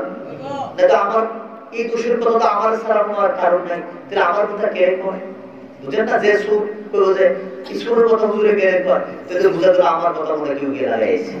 তো এরকম এখন মুসা কালিমুল্লাহ যখন কইছে এখানে এরকম একজন গুনাহগার কে আসো, বের হয়ে যাও, যার কারণে দোয়া কবুল হয় না। এখন যে গুনাহগার এত বুঝতে পারছে আল্লাহ মনে হয় আমার কথাই কইছে, আমি যদি এখন বের না হই তাহলে আমার ইতিহাস সহ নাম সহ আল্লাহ কইয়ে দিব। এখন সে মাথাটা নত কইরা তার ভিতরে এমন অনুশোচনা আছে, হাইরে এখন যদি প্রকাশ হয় আমার কারণে জমির বৃষ্টি বন্ধ, তাহলে সারা পৃথিবীর মানুষ দেশের মানুষ আমার খালি শরম দিব, আমি তার সমাজে বহু দেখাইতে পারতাম না। আমার অবস্থা এখন কি করবো যে তোর কারণে জমির বৃষ্টি বন্ধ, তুই একটা সবচেয়ে গজব দরকার বৃষ্টি বন্ধ, বিভিন্ন আমাকে ধিক্কার দিবে। তখন এই বান্দাটা মাথাটা নত করে আল্লাহর কাছে যখন মাথাটা নত করে আতো তুলছে, আত্মর দেওয়ার আলো চেয়ে থাকবো, মাথা নত করে আল্লাহর কাছে ডাকছে, আল্লাহ তুমি তো ভালো, আমার মাফ করতাম, আমি আর জীবনও গুণা করতাম না, আল্লাহ তুমি আমার মাফ করে দাও, ভুল করছি। আল্লাহ রাসূল বলছেন চোখের পানিটা বের হয়ে নাকের ডগায় অর্থাৎ নাকের আগার আসার আগেই আল্লাহ বান্দার গুনাহ মাফ করে দেয়। এবার বান্দারা খালি কইছে আর সুটটা দিয়ে টিপ করে একটু পানি পড়েছে, আকাশ গর্জন দিয়ে বৃষ্টি শুরু হয়ে গেছে। এখন সবাই তো চাই রয়েছে কে বের হয়, এখন কেউ বের হইছে না। এখন মুসা কালিমুল্লাহ ডাক দেয়, ওই তুমি কি বলছো, কোনো কথা তুই বুঝি না। এবার মুসা কালিমুল্লাহ আল্লাহর কাছে ডাক দেয়, আল্লাহ তুমি কইছো দিকে আমি কইছি, আমাদের সরবরাহ পাইলাম, কিন্তু কেউ তো বেরও হইল না, তুমি বৃষ্টিও দিয়ে দিলা। এমন আল্লাহ কয় তুমি সরব না, মানুষগুলাকে সঠিক পথে আনার জন্যই তো নবী রাসূল পাঠাইছি। এখন তুমি যখন কইছো গুনাহগার, এই বান্দারা যখন আমার আল্লাহকে ডাক দিছে, আমার মায়া সাগরের মধ্যে জুস পাচ্ছে, আমি বান্দারে আমি আল্লাহ মাফ করে দিছি। আর জন্য সুবহানাল্লাহ, আল্লাহ মালিক কে? আল্লাহ। এই জন্য এক নাম্বার হলো আল্লাহর ভয়, দুই নাম্বার হলো নবীজির মহব্বত, তিন নাম্বার হলো পিতা মাতার খেদমত। কার খেদমত? সবাই কার খেদমত? রাসূল বলছেন পিতা মাতার দিকে তাকাইলেই হজের সওয়াব। আপনার পিতা মাতা যদি কালো হয়, লেখাপড়া যদি নাও জানে, কৃষকও যদি হয়, দুর্বল যদি হয়, আপনি যদি আপনার মায়ের দিকে বাবার দিকে মায়ার নজরে তাকান, আপনার আমল নামায় কবুলিয়াত হজের সওয়াব লিখে দিয়েছে। সুবহানাল্লাহ। এক সাহাবী বলেন, হুজুর আমি যদি 100 বার তাকাই, আল্লাহ পাক 100টা হজের সওয়াবই দিবেন। সুবহানাল্লাহ। আল্লাহর কাছে সওয়াবের কোনো কমতি নাই। তোমরা সুবহানাল্লাহ। আল্লাহ রাসূল বলছেন তারাই নারুকা, তারাই জান্নাতুকা, তারাই জান্নাত, তারাই জাহান্নাম। তাদের সাথে খারাপ ব্যবহার করবে, তোমার জীবন মৃত্যুর সময় তোমার জবান দিয়ে কলমা বের হবে না। কি বের হবে না? কালিমা বের হবে না। এই জন্য পিতা মাতাকে সব সময়, একজন সাহাবী বলেন, হুজুর আমি আমার পিতার সঙ্গে খারাপ ব্যবহার করছিলাম, আমার পিতা তো এখন জমিনে নাই, এবার আমি তার কাছ থেকে ক্ষমা নেব কিভাবে? আল্লাহ রাসূল বলছেন তুমি তোমার পিতার জন্য বারবার দোয়া করো, বারবার দোয়া করো। এখন এই দোয়াটা তার কবরে যখন যাবে, সওয়াব রেসানি হয়ে যখন তার কবরে যাবে, কবর থেকে তোমাকে মাফ করে দিবে, তোমার উপরে আল্লাহর রহমত বর্ষিত হতে থাকবে। সুবহানাল্লাহ। দেখেন ইসলাম কত সুন্দর জায়গা, এখানে কত মায়ার জায়গা। এরপর বলে কোটা তিনটা, গেল কোটা আল্লাহর ভয়, নবীজির মহব্বত, পিতা মাতার খেদমত। 4 নাম্বার হলো ওলি আল্লাহর সহবত। ওলি আল্লাহর কি? ভালো মানুষের সহবতে থাকা দরকার আছে নি? আল্লাহ পাক বলেন ওয়াকুনু মা'আস সাদিকিন, আমি সত্যবাদীদের সঙ্গে থাকি। এখানে ওয়াকুনু মা'আস সাদিকিনের ব্যাখ্যা বলছেন যারা ভালো হক্কানি ওলি আল্লাহ যারা আছে, তাদের সঙ্গে আছেন কে? আল্লাহ। সবাই কে আছে? আল্লাহ। আল্লাহ আছে। আমরা ভালো মানুষের ওলি আল্লাহদের সহবত, বড় পীর আব্দুল কাদের জিলানী রাহমাতুল্লাহ আলাইহি, উনি কি মিথ্যাবাদী না সত্যবাদী? শিশুকালে পড়তে গেছেন, চোর ডাকাত ধরলে আমরা গোপনে লুকাই যে সব নিয়ে গেলে জানি মোবাইলে না নেই। বর্তমানে নেট সব, কিন্তু মোবাইলে জানি কিন্তু না হয়, লুকাই রাখে। এখন বড় হিসাব লেখাপড়া করতেছে, মায় কিছু স্বর্ণ মুদ্রা জামার ভিতরে লুকাই দিছে, বাবারে যদি কোনো কাজে লাগে এগুলো খরচ করো। কিন্তু মা ছেলে উপদেশ দেয়, বাবা যাবে দেশ বিদেশ ঘুরবে, লেখাপড়া করবে, শিখবে, কিন্তু কখনো মিথ্যা কথা বলবা না। মায়ের উপদেশ, মা কেমন? সুবহানাল্লাহ।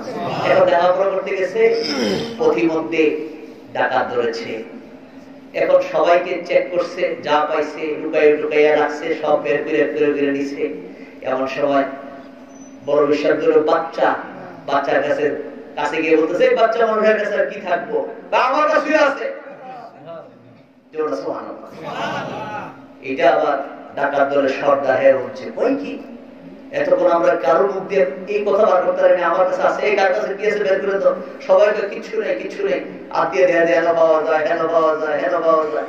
কিন্তু উনি বুঝতেছে বাচ্চার কাছে কিচ্ছু নাই। এমন সে বাচ্চা বলছে আমার কাছে আছে। কোথায় আছে? আমার জামার বগলের নিচে সেলাই করে আমার মা কিছু মুদ্রা দিয়েছেন, এখানে আমার কাছে নিয়ে যাও। সুবহানাল্লাহ। এই জিনিসটা তাদের উপরে এমন এফেক্ট করেছে, তারা বললেন এই বাচ্চা মানুষের তো সত্য কথা বলতে পারে, আমরা কি করলাম, আমরা কোন পথে রওনা দিলাম। আল্লাহ তাদের মধ্যে হেদায়েতের নূর আল্লাহ দিয়েছেন। শুধু বড় পীর আব্দুল কাদের জিলানী রাহমাতুল্লাহ আলাইহি সত্যতার কারণে পুরো ডাকাতের দল সহ সকলে কালিমা পড়ে মুসলমান হয়ে গেল। তাদের সংস্পর্শে ওলি আল্লাহর সংস্পর্শে থাকার কারণে তারা কি কালিমা পড়ছে কিনা? সবাই কালিমা পড়ছে কিনা? ওলি আল্লাহরা খাজা মাইনুদ্দিন চিশতি রাহমাতুল্লাহ আলাইহি ভারতবর্ষে একা আসছেন, একটা মানুষ কথা বলছেন, 90 লক্ষ মানুষ কালিমা পড়ে মুসলমান। আপনি আমি কয়জনের মুসলমান বানাতে পারছি? এই যে আমরা ওয়াজ করি, সমাজে গড়ে গড়ে দ্বন্দ্ব লাগাইতে পারি, কি লাগাইতে পারি? বাপে পুত্রের দল, ভাইয়ে ভাইয়ে দল, পুত্র পুত্র দল। হুজুররা আমরা ওয়াজ করি, দলে দলে ভাগ করি।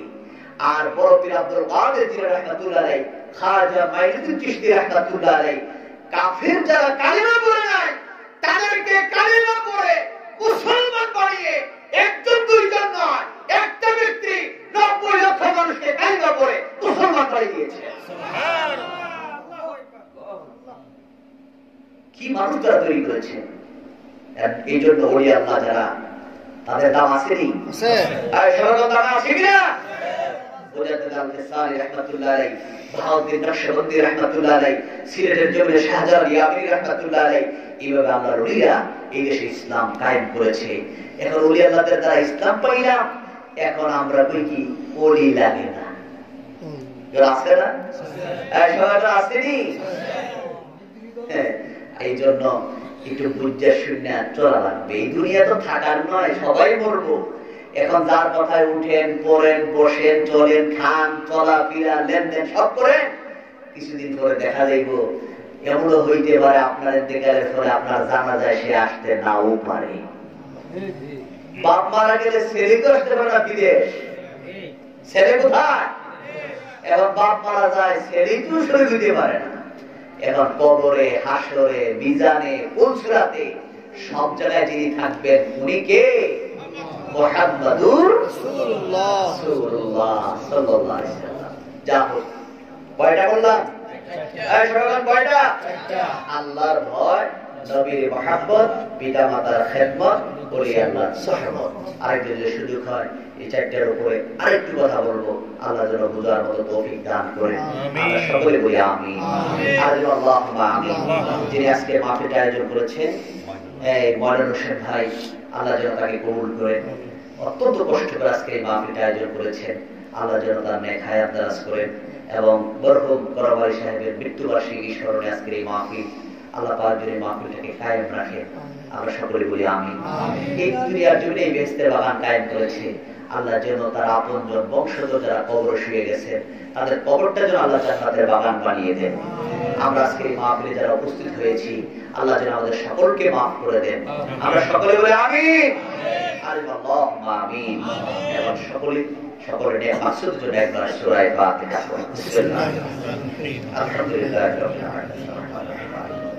إياك نعبد وإياك نستعين صراط المستقيم صراط الذين أنعمت عليهم غير المغضوب عليهم ولا الضالين آمين آمين يا رب العالمين اللهم آمين اللهم آمين ربنا ظلمنا أنفسنا وإن لم تغفر لنا وترحمنا لنكونن من الخاسرين ربنا فاغفر لنا ذنوبنا وكفر عنا سيئاتنا وتوفنا مع الأبرار يا عزيز يا غفار يا رب العالمين أي الله গভীর রাত্রিতে তোমার একদল আশিকিন জাকিরিন মুহিব্বিন বান্দাগুলোকে নিয়ে মাইকের আওয়াজ যতদূর দূরে যায়, যেখান থেকে যে মা বোনেরা আমার সঙ্গে হাত উঠাইছো আল্লাহ, আমাদের সকলের জীবনের গুনাহ মাফ করিয়া দাও আল্লাহ। আমরার বাকি জীবনে গুনাহ করব না, গুনাহ করেছি, নিজের উপরে নিজে জুলুম করছি আল্লাহ। আজকে এই মাহফিলে বসে তোমার দরবারে ক্ষমা চাই, মাফ চাই। আমার বাকি জীবনে গুনাহ করব না আল্লাহ। তুমি যদি আমাদেরকে মাফ না করো আমরা কার কাছে যাব আল্লাহ? দুনিয়ার ভিক্ষুক যদি একবারে ভিক্ষা না পায়, হাজার করে যাওয়ার মতো ব্যবস্থা আছে, যাওয়ার মতো ব্যবস্থা আছে আল্লাহ। আমরা আপনার দরবারে এমন ভিক্ষুক, আপনি যদি ফিরাইয়া দেন যাওয়ার মতো আর কোন রাস্তা নাই, যাওয়ার মতো আর কোন মাবুদ নাই আল্লাহ। তুমি আমাদেরকে আদর করে মায়া করে বানাইছো, আশরাফুল মাখলুকাত করে জমিনে বানাইছো, তারপরও তুমি আমাদেরকে আদর করে মায়া করি আখির নবীর উম্মত করে জমিনে পাঠাইছো। যে নবীর উম্মত হওয়ার জন্য অসংখ্য নবী রাসূলরা তোমার দরবারে কাঁদছে, আমরা কাঁদি নাই। তুমি আদর করে মায়া করে ওই নবীর উম্মত করে জমিনে পাঠাইছো আল্লাহ। যেই নবীজির নাম নিলে তোমার রাগ ঠান্ডা হইয়া যায়, তুমি আমাদেরকে মায়া করে ওই নবীর উম্মত করে জমিনে পাঠাইছো আল্লাহ। আল্লাহ নবীজির দিকে তাকাইয়া আমাদের জীবনের সমস্ত গুনাহ তুমি মাফ করিয়া দাও আল্লাহ। আমরার বাকি জীবনে গুনাহ করব না। আমলের দিকে তাকাইলে বড় ভয় লাগে, আমলের দিকে তাকাইলে বড় ভয় লাগে। জীবনে কত গুনাহ করছি, সেই গুনার খবর আব্বা জানে না, সেই গুনার খবর আম্মা জানে না, সেই গুনার খবর পাড়া প্রতিবেশীরা জানে না, সেই গুনার খবর ছেলে মেয়েরা জানে না। আল্লাহ তোমার তো জানার বাকি নাই আল্লাহ। তুমি যদি আমাদেরকে মাফ না করো আমরা তো বিনাশ হইয়া যাব আল্লাহ। দুনিয়ার সামান্য গরম আমরা সহ্য করতে পারি না, দুনিয়ার আগুন আমরা সহ্য করতে পারি না ও আল্লাহ। আল্লাহ জাহান্নামের আগুন আমরা তো সহ্য করতে পারবো না আল্লাহ। আমাদের কাউকে জাহান্নামী বানাইও না আল্লাহ। আল্লাহ আমলের দিকে তাকাইলে বড় ভয় লাগে, নেকের দিকে তাকাইলে জান্নাতের আশা করতে পারি না, গুনার দিকে তাকাইলে মনে হয় জাহান্নাম ছাড়া উপায় দেখি না আল্লাহ। আমি এনা গুনাহগার, এখানে তো এমন কিছু মানুষ আছে যে হাতটা তোমার কাবা ঘরের দরজার মধ্যে লাগছে, এমন কিছু চোখ আছে যেই চোখটা দিয়া তোমার ঘর বাইতুল্লাহর দিকে তাকায় রইছে, এমন কিছু পা আছে যেই পা গুলা তোমার বাইতুল্লাহর চতুর্দিকে তওয়াফ করেছে আল্লাহ। যার হাতটা তোমার কাছে ভালো লাগে, যার হাতটা তোমার কাছে মায়া লাগে, ওই হাতটার খাতিরে আমাদেরকে তুমি মাফ করে দাও। আমরা দেখি দুনিয়ার বাজারে চাউল বিক্রি করার জন্য যখন নিয়ে যায়, চাউলের ভিতরে যদি পাথর থাকে ওই পাথরটাও চাউলের দামে বিক্রি হয়ে যায়। চাউলের ভিতরে যদি নষ্ট চাউলও থাকে ওই নষ্ট চাউলটাও ভালো চাউলের দামে বিক্রি হইয়া যায়। এখানে আমাদের মধ্যে গুনাহগার থাকতে পারে আল্লাহ। যার হাতটা ভালো লাগে তার হাতের খাতিরে আমাদের বালুর খাতায় বালক হিসাবে কবুল করিয়া দাও। আল্লাহ আমাদেরকে তুমি মাফ করে দাও, আমাদেরকে তুমি মাফ করে দাও। আল্লাহ আমাদের আব্বা আম্মারে মাফ করে দাও। আল্লাহ দাদা দাদির গুনাহ মাফ করে দাও, নানা নানির গুনাহ মাফ করে দাও, গৃহস্থদের গুনাহ মাফ করে দাও। খেয়াল করে দেখেন যারা আব্বা জমিনে নাই, খেয়াল করে দেখেন জমিনে তারা কত আদর মায়া করত, আপনার নাম ধরে ধরে ডাক দিত। সারাদিন ঘোরাঘুরি করলি সন্ধ্যা সময় বাবা আপনার তালাশ করে খুঁজে খুঁজে খুঁজে নিয়ে আসতো। বাবা ডাক দিয়ে বলতো, ছেলে রে সারাটা দিন তুমি কোথায় ছিলা? তুমি তো খাও নাই, তোমার চেহারাটা তো মলিন হয়ে গেছে, রোদে কাটাইয়া তোমার চেহারাটা তো তুমি কালো করে ফেলছো। এইভাবে কত আদর করে মায়া করে শরীরের মধ্যে মাথায় হাত ঘুরাইয়া আদর মায়া করতে আমার আব্বা তার কবরে পড়া কান্দে। আল্লাহ আমার আব্বার কবরটাকে জান্নাতের বাগান বানাইয়া দাও। আল্লাহ তুমি যদি মাফ না করো, আল্লাহ আব্বা যে আদর মায়া করত, ছোট্ট সময় আমরা কথা বলতে পারতাম না, আমাদের কি প্রয়োজন তাও বলতে পারতাম না। আদর করে মায়া করে আব্বা মায়া বিরাজ কবরে শুয়ে গেছে। আব্বার কবরটাকে জান্নাতের বাগান বানায়া দাও। আল্লাহ এখানে কার জানি জনম দুঃখিনী মা জমিনে নাই, যেই মা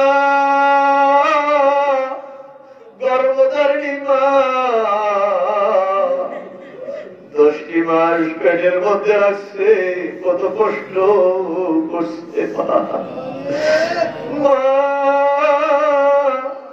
শীতের রাত্রি সন্তান যখন বিছানা নষ্ট করে দেয়, জনম দুঃখিনী মা ভিজা জায়গায় শুইয়া সন্তানকে গরমের জায়গায় শোয়া দেয়। মা যেই সময় আমরা পিঠের খিদায় কথা বলতে পারি না, মা দুধ পান করাইয়া সন্তানরা আদর করে সোহাগ করে বড় করিয়া এমন জনম দুঃখিনী মা জানি কার কবরে শুয়ে রয়েছে। আল্লাহ আল্লাহ তাদের কবর গুলা তুমি জান্নাতের বাগান বানাইয়া দাও। রব্বির হামহুমা কামা রব্বায়ানি সগীরা, রব্বির হামহুমা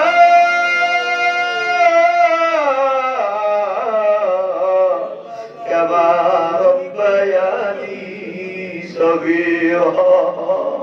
আল্লাহ আল্লাহ কার দাদা দাদি নানা নানি ভাই বোন বিরস্তা কে জানি কোথায় শুয়ে আছে, আল্লাহ আয় আল্লাহ তাদের কবরগুলা জান্নাতের বাগান বানাইয়া দাও। আয় আল্লাহ তাদের কবরগুলা জান্নাতের বাগান বানাইয়া দাও। আয় আল্লাহ আজকের মাহফিলে যারা হাজির হয়ে গেছে সকলকে তুমি কবুল করে নাও। আজকের এই মাহফিল খানা তুমি কবুল করে নাও। আয় আল্লাহ মরহুম করম আলী সাহেবের মৃত্যুবার্ষিকী উপলক্ষে আজকের এই মাহফিল আল্লাহ আয় আল্লাহ আয় আল্লাহ তার কবরটাকে জান্নাতের বাগান বানাইয়া আল্লাহ তার নেক দোয়া আমাদের সকলকে নসিব করে দাও। আল্লাহ তার নেক দোয়া আমাদের সকলকে নসিব করে দাও।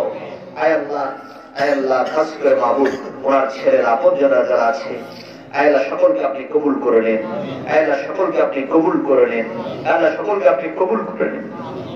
আজকের এই মাহফিলে যারা হাজির হয়ে গেছে আল্লাহ সকলকে আপনি কবুল করে নেন। আল্লাহ আজকের এই মাহফিলের সভাপতি এবং সহসভাপতি, প্রধান অতিথি এবং আমন্ত্রিত মেহমানবৃন্দ যারা ছিলেন, ইন্তেজামিয়া কমিটিতে যারা ছিলেন, মাহফিল আলোচনা যারা করেছেন, শোনার জন্য যারা এসেছেন, বিভিন্নভাবে বুদ্ধি দিয়ে পরামর্শ দিয়ে আল্লাহ আজকের মাহফিলে যারা আয়োজন করেছেন আল্লাহ সকলকে আপনি মাফ করে দেন। আল্লাহ সকলকে আপনি কবুল করে নেন। আল্লাহ সকলকে আপনি কবুল করে নেন।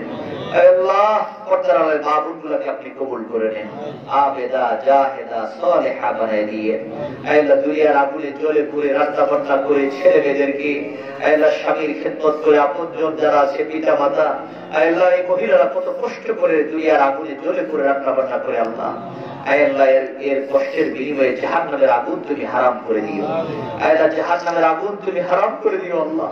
আল্লাহ আজকের মাহফিলে যারা হাজির হয়ে গেছে আমাদেরকে তুমি মাফ করে দাও আল্লাহ, আমাদেরকে তুমি মাফ করে দাও আল্লাহ। আমল নামে একটা গুনাহ থাকতে আমাদের কাউকে বউ দিও না আল্লাহ। আল্লাহ দুনিয়ার গুনাহ দুনিয়ায় মাফ করে দাও আল্লাহ, দুনিয়ার গুনাহ দুনিয়ায় মাফ করে দাও আল্লাহ। আমল নামায় কোনো গুনাহ রাখো না আল্লাহ আল্লাহ, আমল নামায় কোনো গুনাহ রাখো না আল্লাহ। যে নবীকে দেখলে জাহান্নামের আগুন হারাম হয়ে যায় আল্লাহ, কাফের মুশরিকরা নবীকে দেখলো কিন্তু ঈমান আনতে পারে নাই আল্লাহ। আমরা গুনাহগার উম্মত ঈমান আনছি আল্লাহ, তোমার হাবিবুল্লাহ নবীকে ভালোবাসি আল্লাহ। আল্লাহ নবীজির না দেখাইয়া আমাদের কাউকে মওত দিও না আল্লাহ আল্লাহ, নবীজির জিয়ারত দিয়ে আমাদের কাউকে মওত দিও না আল্লাহ। স্বপ্নে অথবা পড়া কামায় নবীজির জিয়ারত দিয়ে আমাদের সকলকে ধন্য করে দিও আল্লাহ। জালিয়া কুদ্দিন জালি মালাকুল মউত আজরাইল হাজির হইয়া যায়, কোন দিন জানি গায়ের জামা কাপড় খুলিয়া মার্গিনের কাপড় পরাইয়া এদিবের মতো কবর দেশে নিয়ে যায়। যেই কবরে বিছানা নাই, সঙ্গী নাই, সাথী নাই, আপনজন বলতে কেউ নাই। কোন দিন জানি কবরের ডাক আসিয়া যায়। আল্লাহ মরে যায় আপত্তি নাই, যখন মৃত্যু দিবে ইমানের মৃত্যু নসিব করে দিল আল্লাহ।